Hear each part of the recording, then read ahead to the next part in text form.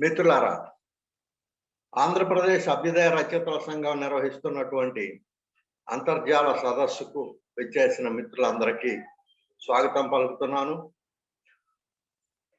Corona నేపథ్యంలో వరుస లాక్డౌన్ల కారణంగా భౌతికంగా కలుసుకోలేని, కార్యక్రమాలు నిర్వహించలేని పరిస్థితుల్లో 2020 అక్టోబర్ 4వ తారీఖున అరసం ఈ అంతర్జాల కార్యక్రమాలని ప్రారంభించింది.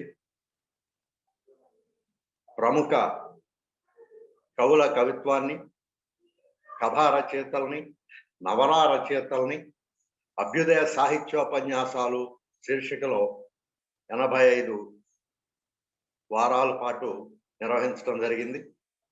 ఆ తర్వాత ప్రసిద్ధ సామాజిక నాటికల్ని తీసుకొని అభ్యుదయ నాటకోపన్యాసాలు పేరుతో 9వ ఉపన్యాసంగా ఈరోజు డాక్టర్ మూల మల్లికార్జున రెడ్డి గారు ప్రసంగాన్ని మనం వినబోతూ ఉన్నాం.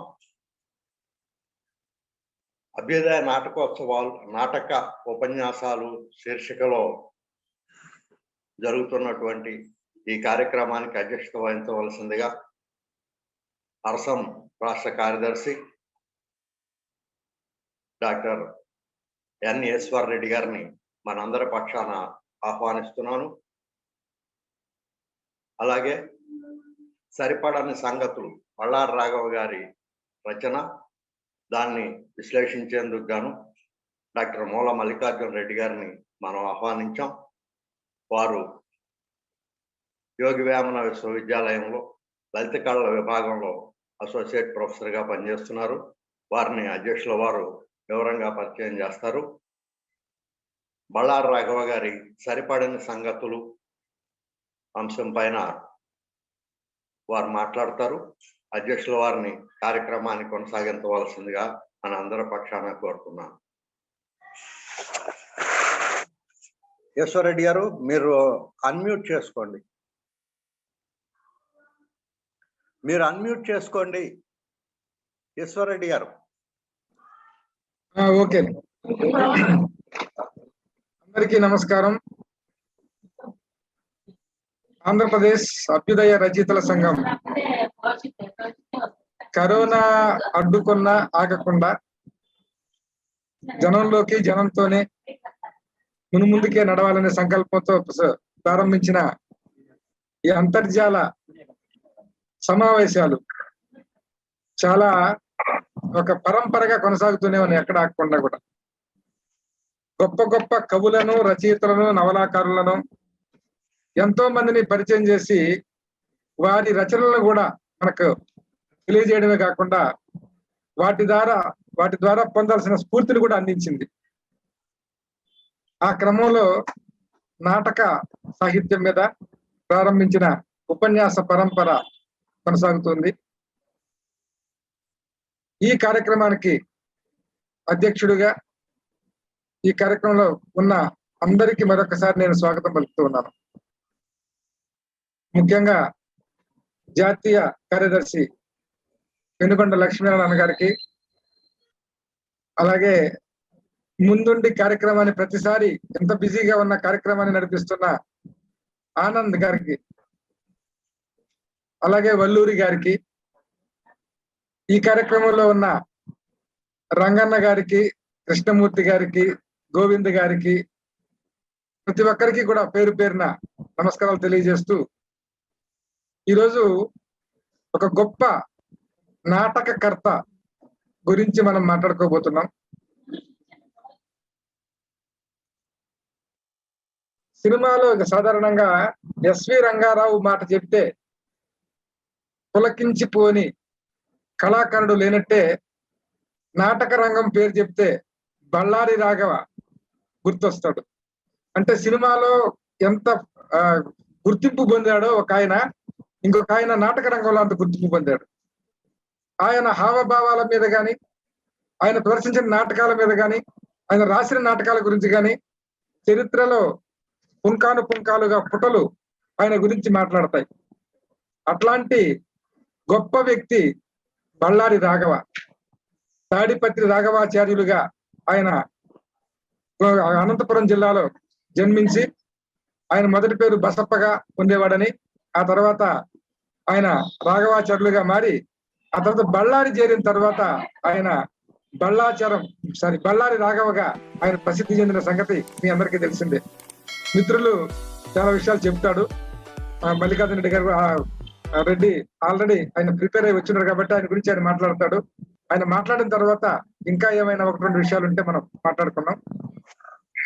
మళ్ళా మల్లికార్జున రెడ్డి గారు నేను కడపలో అడుగు పెట్టిన మొదటి రోజు నుండి ఈనాటికి కూడా మొదటి రోజు ఎలా చూశానో ఈ రోజు కూడా అలా చూస్తున్నాను.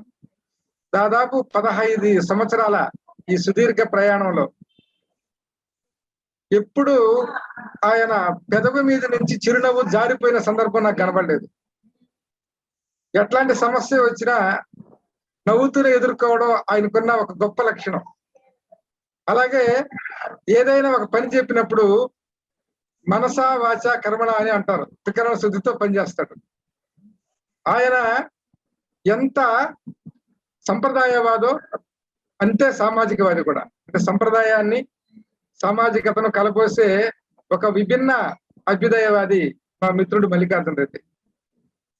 ఆయన కూడా జీవితం కోసం అనేక రకాల పనులు చేసినప్పటికీ కూడా ఆచార్యుడిగా యోగ వేమన విశ్వవిద్యాలయంలో ఒక ప్రత్యేక గుర్తింపు తెచ్చుకున్నాడు.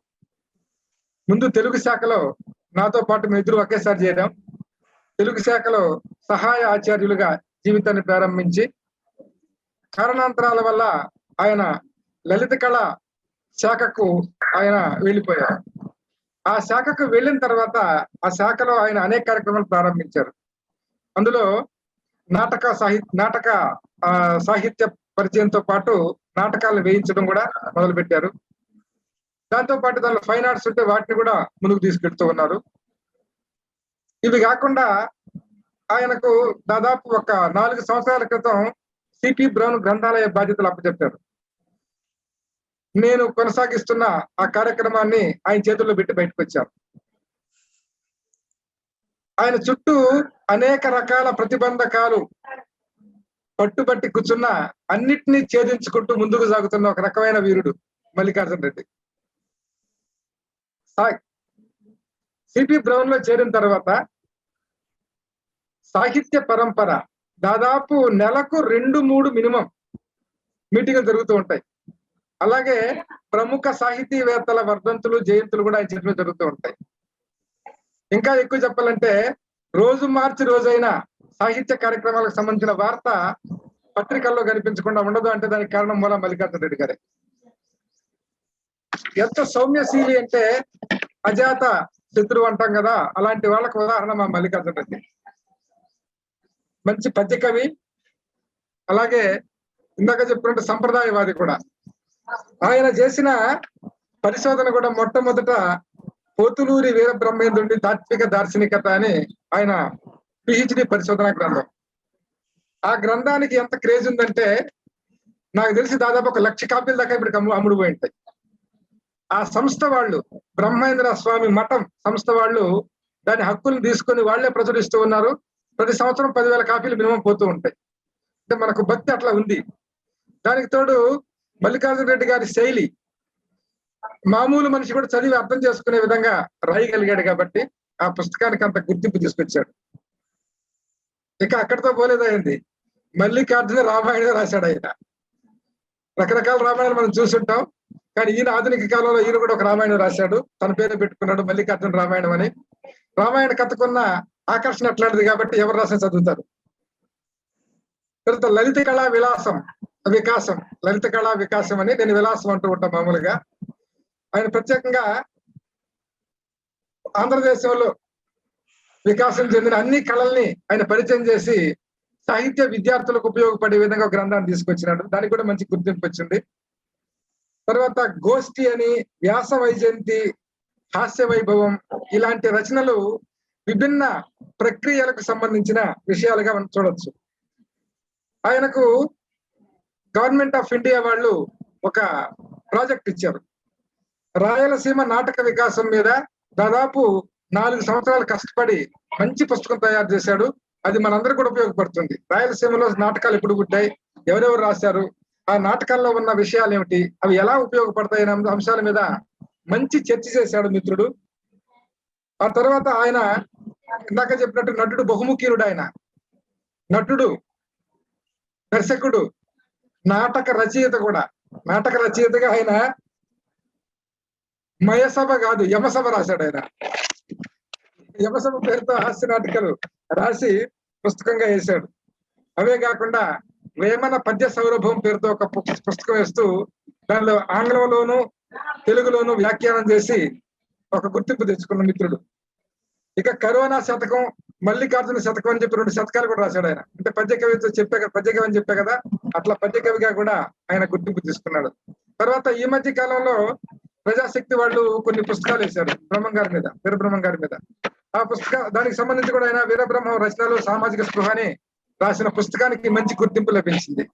సరే, దానికి సంబంధించి కాకుండా ఆ కాలంలో రాసిన మరికొన్ని రచనలు వచ్చాయి.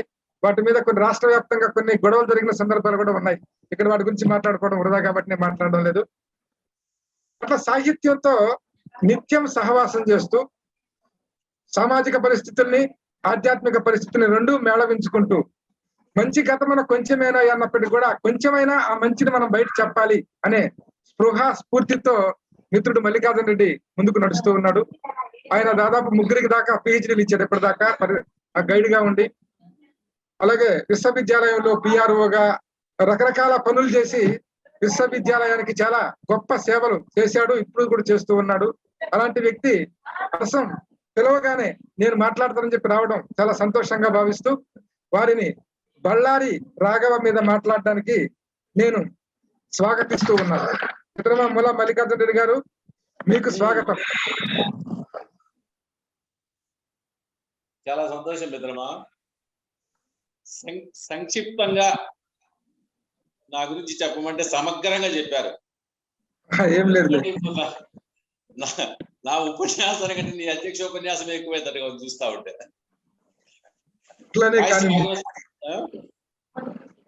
వాయిస్ బాగా వినొస్తాడు ఆయన?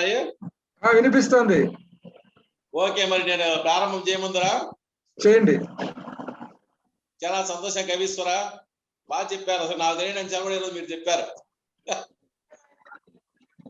సార్ మీ వెనక ఒక్క క్షణం, sorry for the interruption. Sir వెనకాల ఉన్నది సిసి కెమెరా టీవీనా? సిసి కెమెరాకి సంబంధించి టీవీ అది.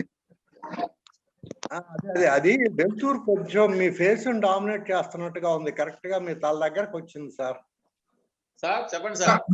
వెనకాల సిసి కెమెరా టీవీ ఉంది, టీవీ ఆపేసాడు కొంచెంసేపు. ఓకే ఓకే, నీకు నీ వెనకాల నుంచి అది డామినేట్ చేస్తుంది కనబడకుండా. రైట్, ఓకేనా? ఓకే, కొంచెం కొంచెం ఎడం పక్క తిరుగు. రైట్, కొద్దిగా వెనకాల ట్యూబ్ లైట్ లైటింగ్ పడుతుంది. కొంచెం కొంచెం కుడివైపు తిరుగు కొద్దిగా లైట్ గా.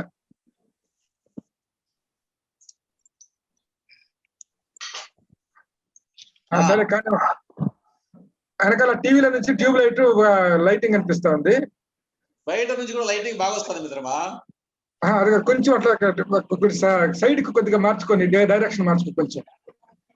అంతే అంట, కొంచెం మార్చుకో, కుడిపక్క మార్చుకో. ఓకే, రైట్, సరిపోయింది. బాగుంది. కానీ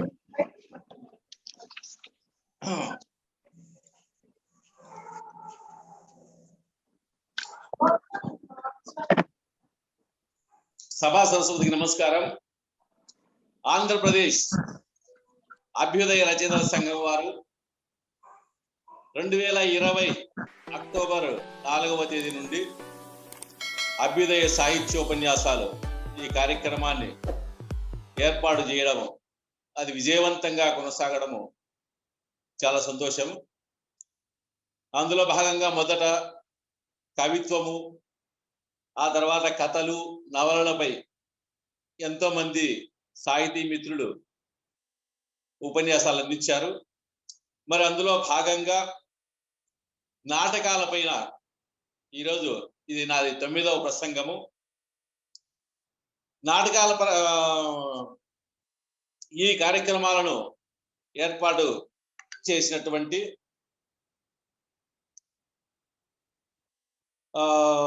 సాహితీ మిత్రులు, ముఖ్యంగా ఆచార్య రాచపాలెం చంద్రశేఖర్ రెడ్డి గారికి, అదేవిధంగా పెనుగొండ లక్ష్మీనారాయణ గారికి, వల్లూరి శివప్రసాద్ గారికి, అదేవిధంగా ఏఎంఆర్ ఆనంద్ గారికి ప్రత్యేక ధన్యవాదాలు. ఈ కార్యక్రమానికి అధ్యక్షులుగా వ్యవహరించినటువంటి నా ఆత్మీయ మిత్రులు ఈశ్వరెడ్డి గారికి ప్రత్యేక ధన్యవాదాలు.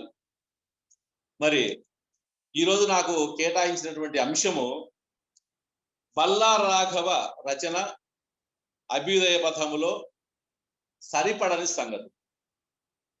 అయితే బల్లారి రాఘవ గురించి వారి సరిపడని సంగతులకు వెళ్లే ముందుగా ఆయనకు సరిపడే సంగతులు, ఎందుకంటే బల్లారి రాఘవ గారిని గురించి మనము ఆయన నటనా వైభవాన్ని గురించి డెఫినెట్ గా మనం కాస్త అర్థం చేసుకుంటే తప్ప ఆయన నాటక రచనలేకే అర్థం చేసుకుని ఆయన నాటక రచనలోకి వెళ్తే బాగుంటుందని నా అభిప్రాయము.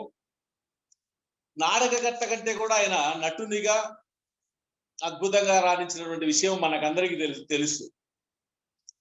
తెలుగు నాటక రంగాన్ని దశ దిశ మార్చి నాటక రంగంలోనే ఒక విప్లవాత్మకమైనటువంటి మార్పులు తెచ్చి ఆయన నాటక రంగానికి చేసినటువంటి సేవల గురించి కథ తెలియజేస్తూ, అదేవిధంగా ఆయన వ్యక్తిత్వము కొంత మనం ప్రారంభంలో చర్చించుకుంటే ఆ తర్వాత మనం సరిపడిన సంగతులు వెళ్దాం.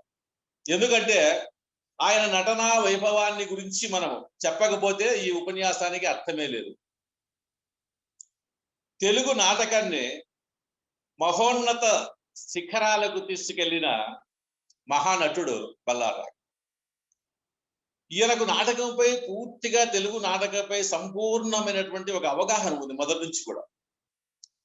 1930లో మైసూరు విశ్వవిద్యాలయంలో దక్షిణ భారత రంగస్థలంపై చేసినటువంటి ప్రసంగము, అదేవిధంగా 1933లో మద్రాసు ఆంధ్ర నాటక కళా పరిషత్ సభలో చేసినటువంటి ప్రసంగము, తర్వాత మెడ్రాసులో అప్పుడప్పుడు ఆల్ ఇండియా రేడియోలో చేసినటువంటి ఈ ప్రసంగాలు మనం ఒకసారి చూస్తే, ఆయన చెప్పిన ప్రసంగిస్తే ఆయనకు తెలుగు నాటక రంగంపై ఉన్నటువంటి స్పష్టమైనటువంటి ఒక వైఖరి మనకు తెలుస్తా వస్తుంది. ఆయన అభిప్రాయాల్లో మనకు ఎలా వెళ్ళాడవుతుంది.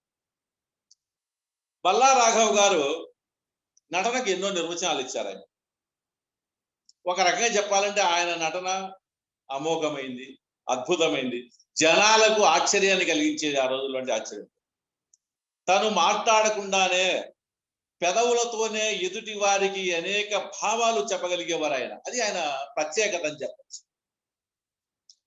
సుప్రసిద్ధ నటులు పులిపాటి వెంకటేశ్వర్లు ఒక మాట అంటాడు, ఆ పరమేశ్వరుడే ప్రత్యక్షంగా నటలోకానికి కావలసిన రీతిగా సృష్టించాడేమో బల్లారి రాఘవ గారిని అంటారు.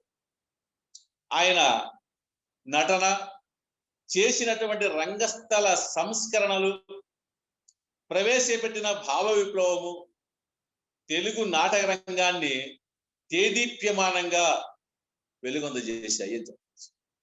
బెర్నార్డ్ షా, రాబర్ట్ షా లాంటి అంతర్జాతీయ నాటకకర్తలు, అదేవిధంగా మహాత్మా గాంధీ, రవీంద్రనాథ్ ఠాగూర్ వంటి మహోన్నత వ్యక్తుల ప్రశంసలు అందుకున్నటువంటి కళా ప్రపూర్ణుడు బల్లారి రాఘవ. నాటక రంగ చరిత్రలో 20వ శతాబ్దము పూర్వార్థము రాఘవ యుగంగా చెప్పచ్చు. 1918లో బెంగళూరులో రాఘవ నాటకాన్ని చూసిన విశ్వకవి రవీంద్రనాథ్ ఠాగూర్ రంగస్థలం మీద విరాజిల్లుతున్న మహానటుడు రాఘవ అని చెప్పారు. మరొక సందర్భములో గాంధీ గారు బెంగళూరుకి వచ్చినప్పుడు అక్కడ దీనబంధు కబీర్ నాటకాన్ని ప్రదర్శిస్తున్నారు. ఆ నాటకములో రాఘవే కబీర్ ప్రధాన పాత్ర రాఘవ గారే. గాంధీ గారు ఆ నాటకాన్ని చూడడానికి కొంత సమయాన్ని మాత్రమే అప్పట్లో కేటాయించారంట.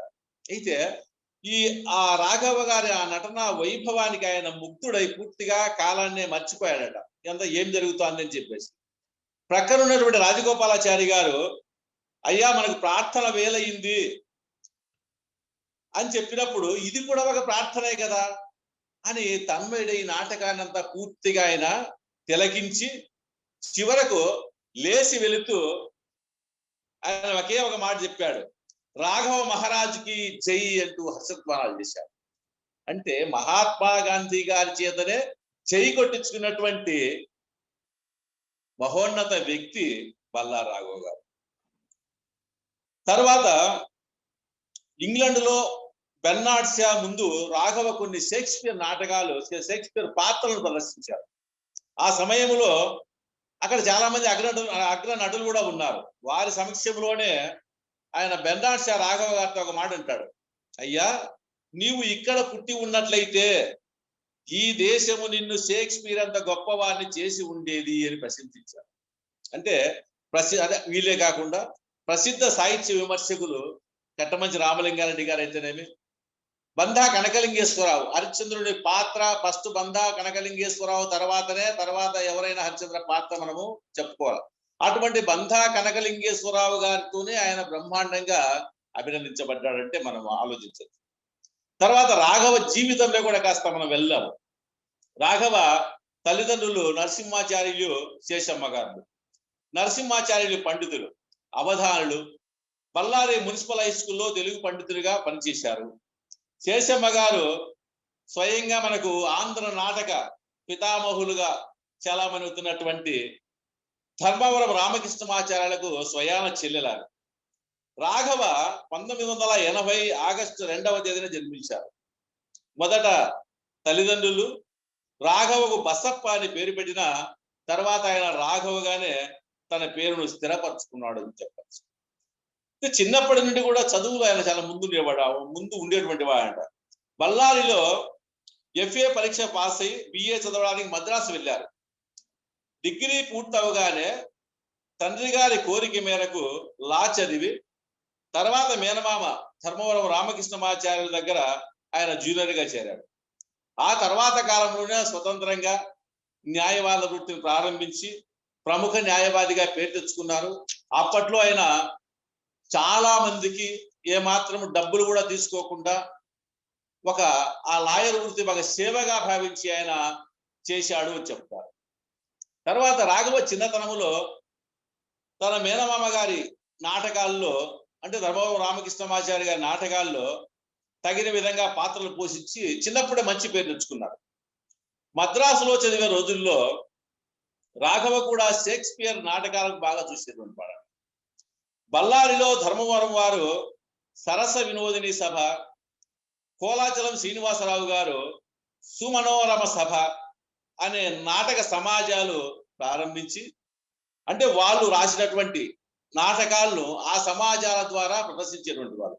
మనకు ప్రారంభములో తెలుగు నాటకం ప్రారంభమైనటువంటి మొదటి దినాల్లోనే మనకు అద్భుతంగా నాటకం రాయలసీమ నుండి నాటకం రాసినటువంటి వాళ్ళలో మనకు ప్రధానంగా వీళ్ళిద్దరే కనిపిస్తారు. ఎవరు? ధర్మవరం వారు, కోలాచలం వారు మాత్రమే కనిపిస్తారు. దాదాపు ఒక్కొక్కరు 30 నాటకాలు రాశారు. ఈ 30 నాటకాలు కూడా వాళ్ళు మళ్ళా సమాజాలను ఏర్పరచుకొని వాళ్ళు రాసినటువంటి అన్ని నాటకాలను కూడా ప్రదర్శింపజేసేటువంటి వారు. అయితే బల్లారు రాఘవ గారు కూడా ఈ రెండు ఏది వాళ్ళు ఏర్పరిచినటువంటి ఆ సమాజాల్లో 2 సమాజాల్లో కూడా తన వంతుగా అనేక పాత్రలు పోషించేటువంటి వాళ్ళని చెప్తారు. తర్వాత రాఘవ మొట్టమొదటిసారిగా ఆయన ప్రదర్శించినటువంటి పాత్రను మనం కూడా ఒక ఆలోచన చేస్తే చాలా ముసలి పాత్ర వేశాడు ఆయన. అంటే చాలా చిన్న వయసులో, 20 సంవత్సరాల వయసులో, అది కూడా కోలాచలం వారి సునందరిని పరిణయంలో ఒక ముసలి పాత్ర వేయవలసి వచ్చింది. అయినప్పటికీ ఆ పాత్రను అద్భుతంగా పోషించారు. ఒకసారి కోలాచలం వారి భారత యుద్ధం నాటకం జరుగుతుండగా ధర్మరాజు పాత్రధారికి టెలిగ్రామ్ రావడంతో వెళ్ళిపోయారు. సహజంగా నాటక రంగంలో ఉన్నటువంటి చిక్కులు ఇవే. ఎందుకంటే మనం నెలల తరబడి సాధన చేసినా కూడా తీరా నాటక ప్రదర్శన రోజు అర్జెంటుగా ఏదైనా జరగడము, అవాంతర పరిస్థితులు వెళ్ళిపోయినప్పుడు ఒక్కసారిగా ఆ నాటక ప్రదర్శనకు బ్రేక్ ఏర్పడుతుంది. అప్పుడు చాలా కష్టము. ఎవరు ఆ పాత్రలు పోషించేటువంటి వాళ్ళే, అందరూ అన్ని పాత్రలు నేర్చుకోరు కదా. ఎందుకంటే ఒక్కొక్కరు కొన్ని పాత్రల్లో ప్రసిద్ధులై ఉంటారు. ఆ పాత్రలే వాళ్ళు బాగా సాధన చేసి ఉంటారు. కానీ రాఘవ గారు అలా కాదు. ఏ నాటకంలో ఏ పాత్ర ఎవరు రాకపోయినా కూడా ఆయన దగ్గర నుండి పోషించేటువంటి వాడు ఆయన అక్కడ ఉంటే అది ఈయన ప్రత్యేకత. ఆ ధర్మరాజు పాత్ర ఆ రోజుల్లో అద్భుతంగా పోషించిన చాలా మంది ఆశ్చర్యపోయారు, అసలు ఈయన ఎప్పుడు నేర్చుకున్నాయా ఈ ధర్మరాజు పాత్ర అని చెప్పేసి. తర్వాత ఆయనకు బాగా పేరు తెచ్చినటువంటి గొప్ప పాత్ర పఠాన్ రుస్తుం అన్నమాట. కోలాచలం రాసినటువంటి విజయనగర పదం నాటకములో పఠాన్ రుస్తుం ఆయనకు ఎనలేనటువంటి గొప్ప కీర్తిని తెచ్చిపెట్టినటువంటి మొట్టమొదటి పాత్రగా మనం చెప్పచ్చు. తర్వాత హిరణ్యకశిపుని పాత్ర పోషించిన ఆ రోజుల్లోనే గొప్ప సంచలనాన్ని సృష్టించాడు చెప్పచ్చు. ఒకవైపు విష్ణువుతో శత్రుత్వము, మరోవైపు కుమారుడైన ప్రహ్లాదుని మీద అపేక్ష. ఈ రెండు భావాల మధ్య ఎంతో వైరుధ్యం ఉంది. ఆ వైరుధ్యాన్ని రాఘవ గారు చక్కగా ప్రస్ఫుటీకరించేవారు. ఆయన ఒక భావములోంచి మరొక భావములోకి మరొక భావంలోకి మారే దశలు మనకు స్పష్టంగా కనిపిస్తాయంట పెద్దలు. ఒక తల పంకింపుతో, ఒక పెదవి విరుపుతో, ఒక చేతి ఊపుతో, ఒక భంగిమతో ఒక్కో భావాన్ని ప్రకటించేవాళ్ళట ఆయన. దుర్యోధనుని పాత్రను కూడా రాఘవ గారు ఒక ప్రత్యేక పంధాలో తీర్చిదిద్దారని చెప్పచ్చు. అయితే వాస్తవానికి మనం మాట్లాడితే 1967లో మనకు తర్వాత వచ్చినటువంటిది భక్త ప్రహ్లాద నాటకం. ఆ భక్త ప్రహ్లాద సినిమా. ఆ భక్త ప్రహ్లాద సినిమాలో హిరణ్యకశిపుని పాత్ర ఎస్వి రంగారావు గారు ఒక రకంగా కారణము ఏది రాఘవ వేసినటువంటి హిరణ్యకశిపుని ఆ యాక్షన్ ద్వారానే ఆయన చూసిన అంటున్న వైభవానికి దాన్ని బేస్ చేసుకునే తర్వాత సినిమా రంగంలో ఎస్వి రంగారావు అయితేనే, రామారావు లాంటి వాళ్ళు ప్రసిద్ధులైనటువంటి వాళ్ళు కూడా ఈయన హిరణ్యకశిపుడు, దుర్యోధనుడు, కీచకుడు ఈ పాత్రలు పోషించిన తర్వాత అంటే ప్రతిపక్ష నాయకుల్ని కూడా బాగా చూపడం. అంటే కీచకుడు ఒక విలన్ పాత్ర అయినా కూడా ఒక శక్తివంతంగా చూపడం అనేది బల్లార్ రాఘవతోనే ప్రారంభమైంది. కానీ తర్వాత మన రామారావు గారు చెప్పారు, రామారావు గారు ఈ పాత్రను బాగా హైలైట్ చేశారని. కానీ అంతకు ముందే బల్లార్ రాఘవ గారు ఈ పాత్రలు నటించడంలో గొప్ప పేరు ప్రశ్నలు సంపాదించుకున్నారు అని చెప్పచ్చు. అదే విధంగా ఒక దుర్యోధనుడి పాత్ర చూడండి. దుర్యోధనుడి దీక్ష, పట్టుదల, మిత్రత్వము, టీవీ, అభిమానము ఆ పాత్రకు అలంకారాలు. మామూలుగా మనం ఆలోచిస్తే మృత్యు అంటే భయం లేదు. విజయమో వీర స్వర్గము అనే భావన అయింది. ఆ భావనకు తగ్గట్టుగానే రాఘవ పాత్రను సమర్థవంతంగా పోషించి ప్రేక్షకుల మన్ననలు అందుకున్నారు. అంతవరకు మూర్ఖుడిగా కనిపించినటువంటి దుర్యోధనుడి పాత్ర అద్వితీయంగా పోషింపబడడంతో చాలా మంది గిట్టలేదు. ఎందుకంటే ఒక విలన్ గా చూసినటువంటి వ్యక్తిని ఒక హీరో స్థాయిలో నిలబెడితే ఆటోమేటిక్గా విమర్శలు వస్తాయి. ఆ రోజుల్లో బల్లార్ రాఘవ కూడా ఆ దుర్యోధనుడి పాత్ర వల్ల చాలా విమర్శలు వచ్చాయి. అయితే ఆ విమర్శలను అంటిని కూడా ఆయన భూషణాలుగానే చేసుకోమని చెప్తారు. తర్వాత రాఘవకు చంద్రహాసలో దుష్టబుద్ధి పాత్ర మంచి పేరు తెచ్చింది. ఇతరులు ఆ పాత్ర స్వభావాన్ని మామూలుగా ప్రదర్శిస్తే రాఘవ ఆ పాత్రను నైపుణ్యంగా తీర్చిదిద్దాడు అని చెప్పచ్చు. అదేవిధంగా సావిత్రి నాటకములో యముడిలో మొదట సాత్విక భావన, అటు తర్వాత గంభీరమైన భావనను చూపించి ఆ పాత్రకు ఒక గౌరవాన్ని తెచ్చిపెట్టారు రాఘవ. సైతున అంటూ కుప్పిగంతులు వేసే పాత్రగా కాక ధర్మ నిర్ణయకర్తగా, గంభీరునిగా రాఘవ ఆ పాత్రను అద్భుతంగా పోషించారు. ధర్మవరం వారి సుభద్రా పరిణయములో కూడా అర్జునుని పాత్రలో ఆయన తపస్విగా, శృంగార నాయకునిగా రాఘవ చేసిన నటన ప్రేక్షకుల్ని అలరించింది. కీచకుడి పాత్రను కూడా రాఘవ మహోన్నతంగా పోషించి ఆ పాత్రకు ఒక ఉదాత్తతను తెచ్చాడు. ధర్మవరం వారి విషాద సారంగధర నాటకములో రాజరాజుగా రాఘవ, చిత్రాంగిగా స్థానం నరసింహారావు గారు. అప్పట్లో స్థానం నరసింహారావు స్త్రీ పాత్రలు అంటే మనం చెప్పవలసిన అవసరం లేదు, అంటే అంత అద్భుతంగా ఆయన నటించేటువంటి వాడు. సారంగధరునికి శిక్ష విధించిన తర్వాత తప్పు తెలుసుకొని శిక్షను రద్దు చేసే సన్నివేశము రాఘవ నటనకు, ప్రతిభకు తాత్కాలికంగా నిలుస్తుంది. రాఘవ చాణక్య పాత్రను పోషిస్తే జనాలు ఆశ్చర్యపడేవారు. చాణక్యుని తపోనిష్ట, మనోధైర్యము, పట్టుదల, వర్చస్సు, తేజస్సు, సమయోచితమైనటువంటి ప్రజ్ఞ, తంత్ర నిపుణత అన్ని గుణాలను ఆ పాత్రలో ఆయన అద్భుతంగా పోషించినటువంటి వారు. ఒకసారి ధర్మ స్వరూపంగా, మరోసారి రుద్ర స్వరూపంగా, ఇంకోసారి కరుణ స్వరూపంగా, ఇలా వివిధ భావాల సంఘర్షణల్ని రాఘవ నటిస్తుంటే ఇది ఎలా సాధ్యం అని జనాలు అప్పట్లో ఒక పెద్ద చర్చగా తయారయ్యేదట. ఒక మనిషిలో ఈ విధంగా ఎలా చేయగలుగుతాడు అని చెప్పేసి. నిజంగా చంద్రగుప్తుని యుద్ధానికి పంపుతూ మాతృభక్తిని, దేశభక్తిని ప్రబోధిస్తూ తన నుదుటి తిలకముతో చంద్రగుప్తుని నుదుట తిలకాన్ని తీర్చిదిద్దుతూ నటించిన దృశ్యము అద్భుతము, అమోఘము అని చెప్తారు. శిలాదిత్య నాటకములో రాఘవ మదనుని పాత్రను ధరించి తన అభినయం ద్వారా పిఠాపురం మహారాజు గారిని ఆశ్చర్యచకితులు చేశాడు. రాజావారు తన భార్య కోసం తెప్పించిన విలువైన బంగారు పతకాన్ని రాఘవ గారికి బహుకరించి అభినందించారు.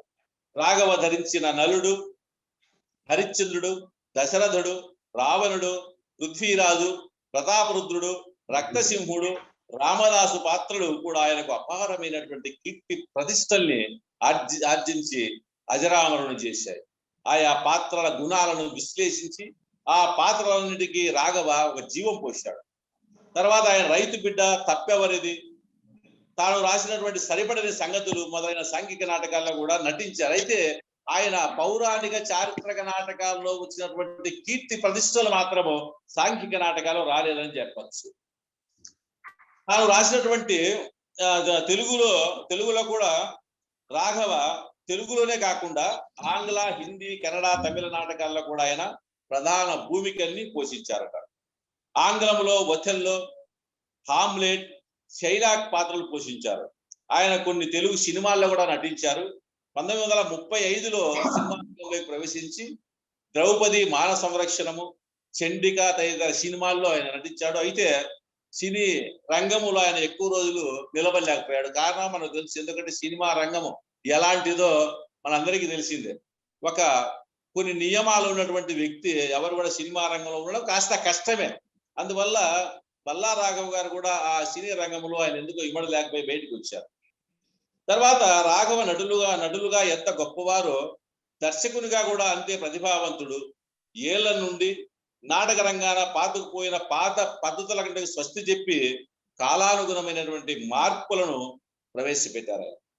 అంతవరకు మారుమ్రోగిన సంగీతానికి ప్రాధాన్యం తగ్గించి అభినయానికి ప్రాముఖ్యము పెంచాడు. సుదీర్ఘమైన రాగాలాపనతో కూడా సంగీతం కన్నా శబ్దోచ్చరణలో, ఆడంబరత కన్నా పాత్రోచిత భావానికి ఆయన అధిక ప్రాధాన్యత ఇచ్చాడు.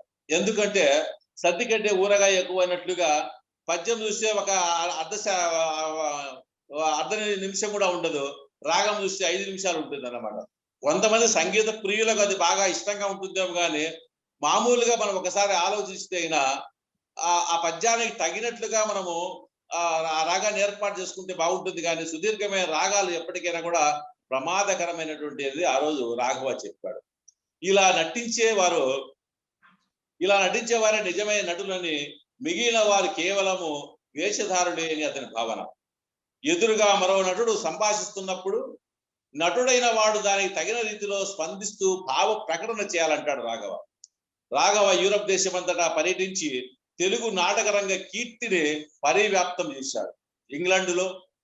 England, France, Italy, Switzerland, Germany దేశాలన్నీ కూడా ఆయన తిరిగాడు. అక్కడ అనేక నాటకాలు చూశాడు, తాను అనేక నాటకాలు ప్రదర్శించాడు, అనేక సమావేశాల్లో, చర్చల్లో పాల్గొన్నాడు. పారిస్ లో జరిగిన అఖిల ఐరోపా థియోట్రికల్ కాంగ్రెస్ లో పాల్గొని భారతీయ నాట్య కళా వైశిష్ట్యం పైన అద్భుతమైనటువంటి ప్రసంగం చేశాడు అప్పట్లోనే రాఘవ గారు. అక్కడ ఎంతో మంది నాటకకర్తలు, నటులు, విమర్శకులు వీళ్ళందరి అభిమానాలు అందుకున్నాడు.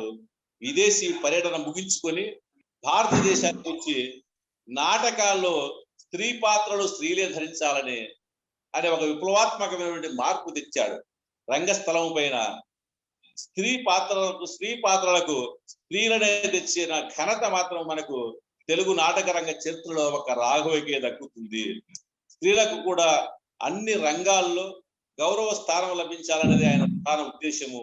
రంగస్థలంపై ప్రాంప్టింగ్ ఆయన తీవ్రంగా ఖండించాడు. వన్స్ మోర్ అసలు అవసరమే లేదని చెప్పాడు. ఎందుకంటే ఒకే పద్యము దాదాపు 1 గంట సేపు హరిశ్చంద్రులో అదిగో కాలడరేవులు అనే పద్యం నేను రత్నకుమార్ చెప్తాడు, నేను విన్నాను. ఒకే పద్యాన్ని దాదాపు 1 గంట సేపు 10 సార్లు పాటించుకుని సాలుగా మాకు ఇదే ఆనందం అనేటువంటి రోజులు కూడా ఉన్నాయి. దానివల్ల ప్రయోజనం లేదు. అందువల్ల వంశమూలన దానికి అవకాశం ఇవ్వలేదు ఆయన. నటుడు పాత్రను బహుకాలం అధ్యయనం చేయాలి. రంగస్థలంపై నటుడు అవతలి నటులకు తగిన విధంగా సహకరించాలి. రంగస్థలంపై ఉన్న నటునికి ఏకాగ్రత చాలా ముఖ్యమని ఆయన అభిప్రాయపడ్డారు. ఆయన నట శిక్షణకు అభ్యాసానికి అధిక ప్రాధాన్యత ఇచ్చాడు అని చెప్పాలి. రాఘవ రాకతో మళ్ళీ దర్శకుని యొక్క బాధ్యత పెరిగింది. భిన్నత్వంలో ఏకత్వాన్ని కలిగించేది, ప్రపంచ వ్యవహారంలో ఏక భావాన్ని కలిగించేది నాటక కళే అని రాఘవ గారి ప్రగాఢ విశ్వాసం. అంతర్బాహ్య సౌందర్యాలను కలిగించేది, అంతర్బాహ్య శక్తులను సమగ్ర స్థితిలో ఉండడానికి తోడ్పడేది నాటకమేనని నమ్మిన వారు రాఘవ. మానవ స్వభావములో దాగి ఉన్న భావాలన్నింటినీ బహిర్గతపరిచే గొప్ప కళ నాటకమని ఆయన ఉద్బోధించాడు. అనాది నుంచి భారతదేశంలో కళా స్వరూప పరిజ్ఞానము ఇట్టే ఉండేదని ఆయన భావించాడు. ఒకవేళ ఒక దేశ నాటక వైభవము ఆ దేశ విజ్ఞానాన్ని వెల్లడిస్తుందని బల్లారి రాఘవ గారు అంటారు. బల్లారి రాఘవ మహోన్నతమైన వ్యక్తిత్వం కూడా చాలా గొప్పది. అద్భుతమైన నటునిగానే కాకుండా ఆయన ఎన్ని ప్రశంసలు అనుకున్నా కూడా బల్లారిలోనే ఆయన సొంత ఊళ్ళోని చాలా మంది విమర్శించేటువంటి వాళ్ళు. అయితే ఆయన విమర్శల గురించి పెద్దగా పట్టించుకునేటువంటి వాడు కాదు. ప్రసిద్ధ వ్యక్తులకు అపనిందలు తప్పవు కదా, వాటిని ఆయన ఎప్పుడూ పరిగణలోకి తీసుకోలేదు. ఆత్మస్థైర్యంతో ముందుకెళ్లేవారు. ఆయన గొప్ప దాతృత్వం గలవారు కూడా. తన శక్తికి మించినటువంటి దానధర్మాలు చేశారు. నాటక రంగాన్ని నమ్ముకున్న పేద కళాకారులకు ధన సహాయం అందించారు. ఆయన కులమతాలకు అతీతులుగా సంవత్సరానికి ఒకసారైనా ఆయన హరిజనులకు విందు భోజనం ఏర్పాటు చేసేవారట. వారికి నూతన వస్త్రాలు ఇచ్చేవారట. హరిజన బాలబాలికలకు పాఠశాల స్థాపించారు. హరిజనోద్ధరణకు ఆయన చేసిన కృషి అపారమైంది. జగత్ ప్రసిద్ధుల ప్రశంసలను, ప్రేక్షకుల ప్రేమాభిమానాలను, సాటి నటుల గౌరవాన్ని, మేధావుల సన్మానాన్ని, సామాన్య ప్రజల అనురాగాన్ని పొందిన రాఘవ కీర్తి అజరామరణము. అంతటి ప్రతిభావంతుడు గనుకనే ఆంధ్ర విశ్వవిద్యాలయం వారు ఆయన్ను కళా ప్రపూర్ణ బిరుదుతో సత్కరించారు. ఇక ఇది రాఘవ గారి నటనా వైభవము, ఆయన నాటక రంగాన్ని చేసినటువంటి కృషి, ఆయన తెచ్చినటువంటి మార్పులు ఇంతవరకు మనం విన్నాము. ఇక సరిపడని సంగతులకు వెళ్ళే ముందు కూడా ఆనాటి సాంఘిక నాటకము కొంత దాని గురించి చర్చించుకొని మళ్ళా సరిపడిన సంగతులు చూద్దాం. 1928 నుండి ఇప్పెన్ నాటక ప్రభావంతో సాంఘిక నాటకాల్లో చాలా మార్పులు వచ్చాయి. ప్రారంభపు రోజుల్లో కేవలము నీత్యుపదేశం చేయడానికి మాత్రమే సాంఘిక నాటకాలు రాశారు. 1897 నుండి 1928 మధ్యకాలములో జాతీయోద్యమ ప్రభావముతో సంఘ సంస్కరణ, దేశభక్తి నాటకాలు వచ్చాయి. రాఘవ గారు 1933లో సరిపడ సంగతులు ఈ నాటకం రాశారు. అయితే అప్పటికే మన ముఖ్యంగా రాయలసీమ నుండి 1926 నాటికే ఖండేరావు స్త్రీ విద్య, ఎందుకంటే ఈయన స్త్రీ ఆవశ్యకత ఇందులో ప్రధానంగా చెప్పాడు కనుక స్త్రీ విద్య ఆవశ్యకతను తెలియజెప్పి స్త్రీలు చదువుకుంటే కుటుంబానికి, సమాజానికి మేలు జరుగుతుందని అప్పట్లో చెప్పాడు. ఇంకా అంతకుముందే అంటే 1926కు ముందే 1919లో బహుశా రూపనగుడి నారాయణరావు గారు కూడా రాశాడు, విప్రనారాయణ రాశాడు. అందులో వెలయ్యాలని ఇల్లాలిగా చేసుకుంటే తప్పు లేదని చెబుతూ ఆ విప్రాణ నాటకాన్ని కూడా ఆయన సాంఘిక నాటకంగా రూపకల్పన చేశాడు. అప్పట్లో ఈ నాటకం 1928లో బళ్ళారిలో ప్రదర్శించారట. బహుశా ఈ నాటకాన్ని కూడా రాఘవ్ గారు చూసి ఉంటారు, ఎందుకంటే ఆ ప్రాంతమే కాబట్టి ఆయన డెఫినెట్ గా విప్రనారాయణ సాంఘిక నాటకాన్ని కూడా చూసి ఉంటారు. రాఘవగా సరిపడని సంగతులు రాసిన సంవత్సరంలోనే మన ధర్మవరము గోపాలాచార్యులు అస్పృశ్యతా విజయము, చీరిపి ఆంజనేయులు, కుముదవల్లి నాటకాలు కూడా అదే సంవత్సరం వచ్చాయన్నమాట. అంటే సరిపడని సంగతులు రాసినటువంటి సంవత్సరంలో వారు రాశారు. ఈ నాటకాలు కూడా ఎక్కువ స్త్రీ సమస్యలపైనే రాయబడ్డాయి. బల్లారి రాఘవ గారు రాజమన్న వీళ్ళిద్దరు మంచి ఫ్రెండ్స్, ఇద్దరు మంచి స్నేహితులు అనమాట. వాళ్ళిద్దరూ కలిసి రాసినటువంటి నాటకం అంతకుముందు ఇంకొకటి ఉంది, తెగని సమస్య అని. అప్పట్లో రాజమన్నారు స్త్రీల సమస్యలను ప్రధానంగా అంశంగా తీసుకుని అనేక నాటకాలు, ఏకాంకికలు రాసి ముద్రించారు. వాటిని అద్భుతంగా ప్రదర్శించి ప్రచారం చేసిన వారు బల్లారు రాఘవ గారు. ఆ సాన్నిధ్యంతోనే వారు ప్రేమ లేని పెళ్లి ఎప్పటికైనా వినాశనానికి దారి తీస్తుందనే సందేశంతోనే ఈ తెగని సమస్య రాశారు. ఇదే నాటకములో ప్రస్తుతం అయితే ఆ నాటకం మనకు ప్రస్తుతం లభ్యం కావడం లేదు. డాక్టర్ కోనంగి శ్రీరామప్పారావు గారు తెలుగు నాటక వికాసంలో సూత్రప్రాయంగా ఈ తెగని సమస్య గురించి ఆయన చెప్పాడు. తరువాత మనము ఇక సరిపడని సంగతులకు వస్తే 1933లో సరిపడిన సంగతులు తొలిసారి ముద్రించబడింది అప్పట్లో. ఆ తర్వాత దాదాపు అంటే 85 సంవత్సరాలకు ఈ మలిముద్రణ భాగ్యానికి నోచుకుందని చెప్పడం. ఎందుకంటే ఒక రకంగా దురదృష్టమేది. మంచి నాటకం ఇన్ని ఏళ్ళు 85 ఏళ్ళ తర్వాత మళ్ళా మలిముద్రణ నోచుకుంటుంటే మనం ఆలోచించాలి. ఇటీవల కాలంలో అంటే 2017లో ఈ నాటకము మిత్రుడు డాక్టర్ అప్పిరెడ్డి హరినాథ రెడ్డి గారి సంపాదకత్వములో అతనే దానికి మంచి పీఠిక కూడా రాశారు ప్రారంభంలో. రాసిన తర్వాత ఆ పుస్తకాన్ని ప్రజాశక్తి వాళ్ళు ముద్రించారు. అప్పటికైనా చాలా సంతోషం. ఎందుకంటే ఆ పుస్తకాన్ని చూసి నేను చదవడం, అదే నేను దీనికి ప్రిపేర్ కావడం కూడా ప్రజాశక్తి వాళ్ళు వచ్చిన పుస్తకాన్ని చూస్తే నేను ఎవరైనా ఈ సరిపడిన సంగతులు ఒకసారి పూర్తిగా చదవడం ప్రారంభిస్తే మాత్రము అది పూర్తయినంత వరకు బదలరు. ఎందుకంటే ఆ చదివించేటువంటి సత్తా, గుణము ఆ నాటకానికి ఉంది. ఏకబిగిని చదివించేటువంటి ఈ నాటకంలో 3 రంగాలు ఉన్నాయి. ఎందుకంటే పూర్తిగా మనం ఇప్పుడు సరిపడిన సంగతుల గురించి మాట్లాడుతున్నాం. ఇందులో 3 అంకాలు ఉన్నాయి. ప్రతి అంకములో కూడా మళ్ళీ కొన్ని రంగాలు ఉన్నాయి. మొదటి అంకము 3వ అంకాల్లో 3 రంగాలు ఉన్నాయి. 2వ అంకంలో మాత్రం 5 రంగాలు ఉన్నాయి. ఈ నాటకం అంతా సరళ గ్రాంథికంలో రాయబడింది. అయితే సరళ గ్రాంథికంలో రాయబడినా కూడా అక్కడక్కడ కొన్ని మనకు అర్థం కాని పదాలు, ఎందుకంటే ఈ కాలానికి ప్రజలకు అర్థం కాని పదాలు కూడా అక్కడక్కడ ఉన్నాయి. అయితే మాత్రము వాస్తవము ఇది సహజమైన వాడుక భాష మాత్రం కాదని చెప్పచ్చు.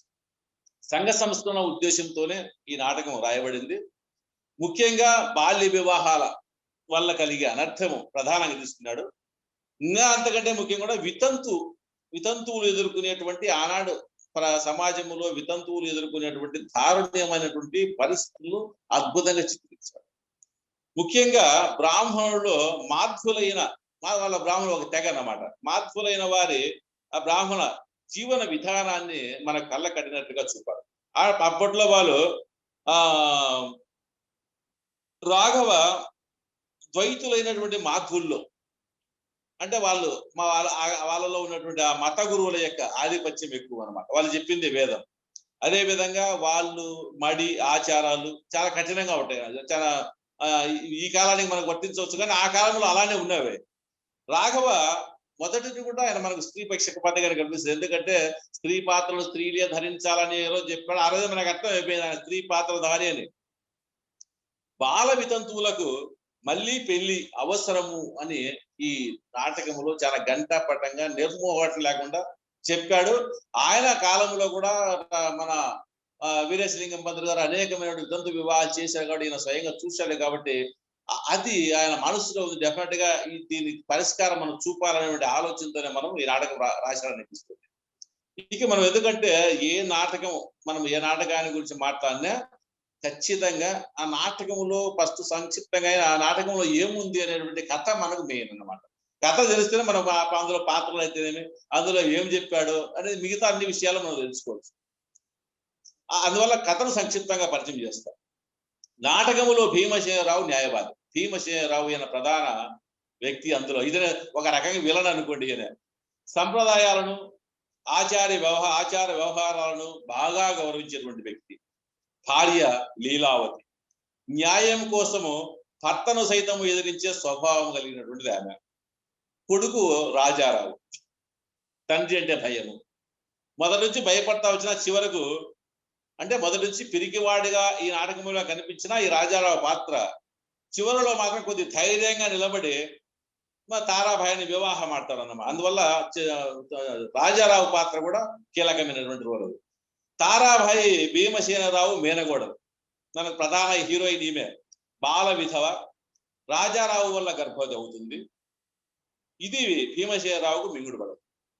మొదట మత గురువులకు లంచమిచ్చి తారకు కేశ ఖండన చేయించకుండా ఆపిన ప్రస్తుతం తార గర్భస్రావం చేయించుకోవాలి అంటూ భీమసేనరావు మొండిగా వాదిస్తాడు ఆమెతో. మొదట తారాబాయి తల్లిదండ్రులు చిన్నప్పుడే చనిపోవడంతో మేనమామ భీమసేనరావు ఇంట్లోనే ఆమె ఉంటుంది. భీమసేనరావు ఈయన కూడా భీమసేనరావు కూడా ఆమెను ఆ దాదాపు 60 సంవత్సరాలు పైబడినటువంటి ముసలివాడికి ఇచ్చి వివాహం చేయడము, వివాహం చేసుకున్నటువంటి కొద్ది రోజులకే ఆ ముసలివాడు చనిపోవడం జరుగుతాయి. ఆ తర్వాత రాజారావు అంటే భీమసేనరావు కుమారుడు రాజారావు తారాబాయిని ప్రేమించడము, గర్భవతి చేయడం రెండు జరుగుతాయి. తారకు కడుపు తెప్పించిన రాజారావు మొదట ఆమెను పెళ్లి చేసుకోవాలని అనుకుంటాడు. కానీ ఎందుకో మీనవేశాలు లెక్కిస్తూ కూర్చున్నాడు. చూద్దాం తర్వాత ఆలోచిస్తాం, ఈ విధంగా చెప్తా ఉంటాడు. గర్భం తొలగించాలని భీమసేనరావు తారాబాయిని ఒత్తిడి చేస్తే ఆమె ఆత్మహత్యా ప్రయత్నం చేస్తుంది. భీమసేనరావు దగ్గర గుమస్తాగా పనిచేస్తున్నటువంటి శ్రీధర శాస్త్రి అనే పేరు, శ్రీధర శాస్త్రి అది గమనించి ఆమెను ఆ ఆత్మహత్యా ప్రయత్నం నుండి విరమింపజేసి తన ఇంట్లోనే ఆసరా కల్పిస్తాడు. ఇక్కడ శ్రీధరుడు సంస్కారవంతుడు, నిజాయితీ గలవాడు, ఆదర్శ భావాలు గలవాడు, ముఖ్యంగా సంస్కరణాభిలాషి కూడా. ఆయన ఎలాగైనా రాజారావు తారాబాయిలను ఒక్కటి చేయాలనుకుంటాడు. ఇది తెలిసి భీమసేనరావు ఆయన గుమస్తాపై నుండి తొలగిస్తాడు ఎవరిని, శ్రీధరుడిని. అప్పుడు శ్రీధరుడు ఏం చేస్తాడంటే రాజా వీరన్న శెట్టి అనేటువంటి ఆయన దగ్గరికి వెళ్ళి గుమస్తగా చేస్తాడు. వీరన్న శెట్టి ఇంట్లో చంద్రహారము చోరీ అవుతుంది.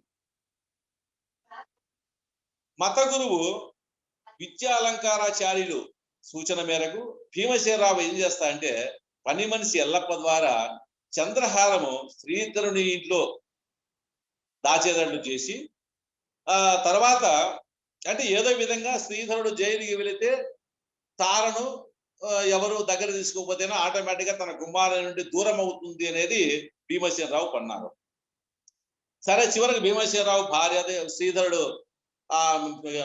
నింద మోయడము, కోర్టుకు వెళ్ళడము, ఆ కోర్టులోనే భీమసేనరావు భార్య అదేవిధంగా తార కొడుకు రాజారావులు ఆయనకు శ్రీధరుడికి సపోర్ట్ గా నిలబడము, శ్రీధరుడు నిరపరాధిగా బయటికి రావడము.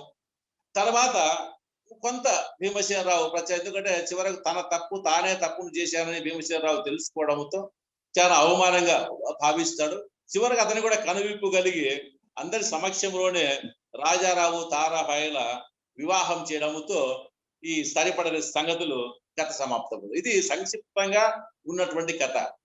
దీంట్లో పెద్ద ఎక్కువ పాత్రలు కూడా మనకు పెద్ద కనిపించవు.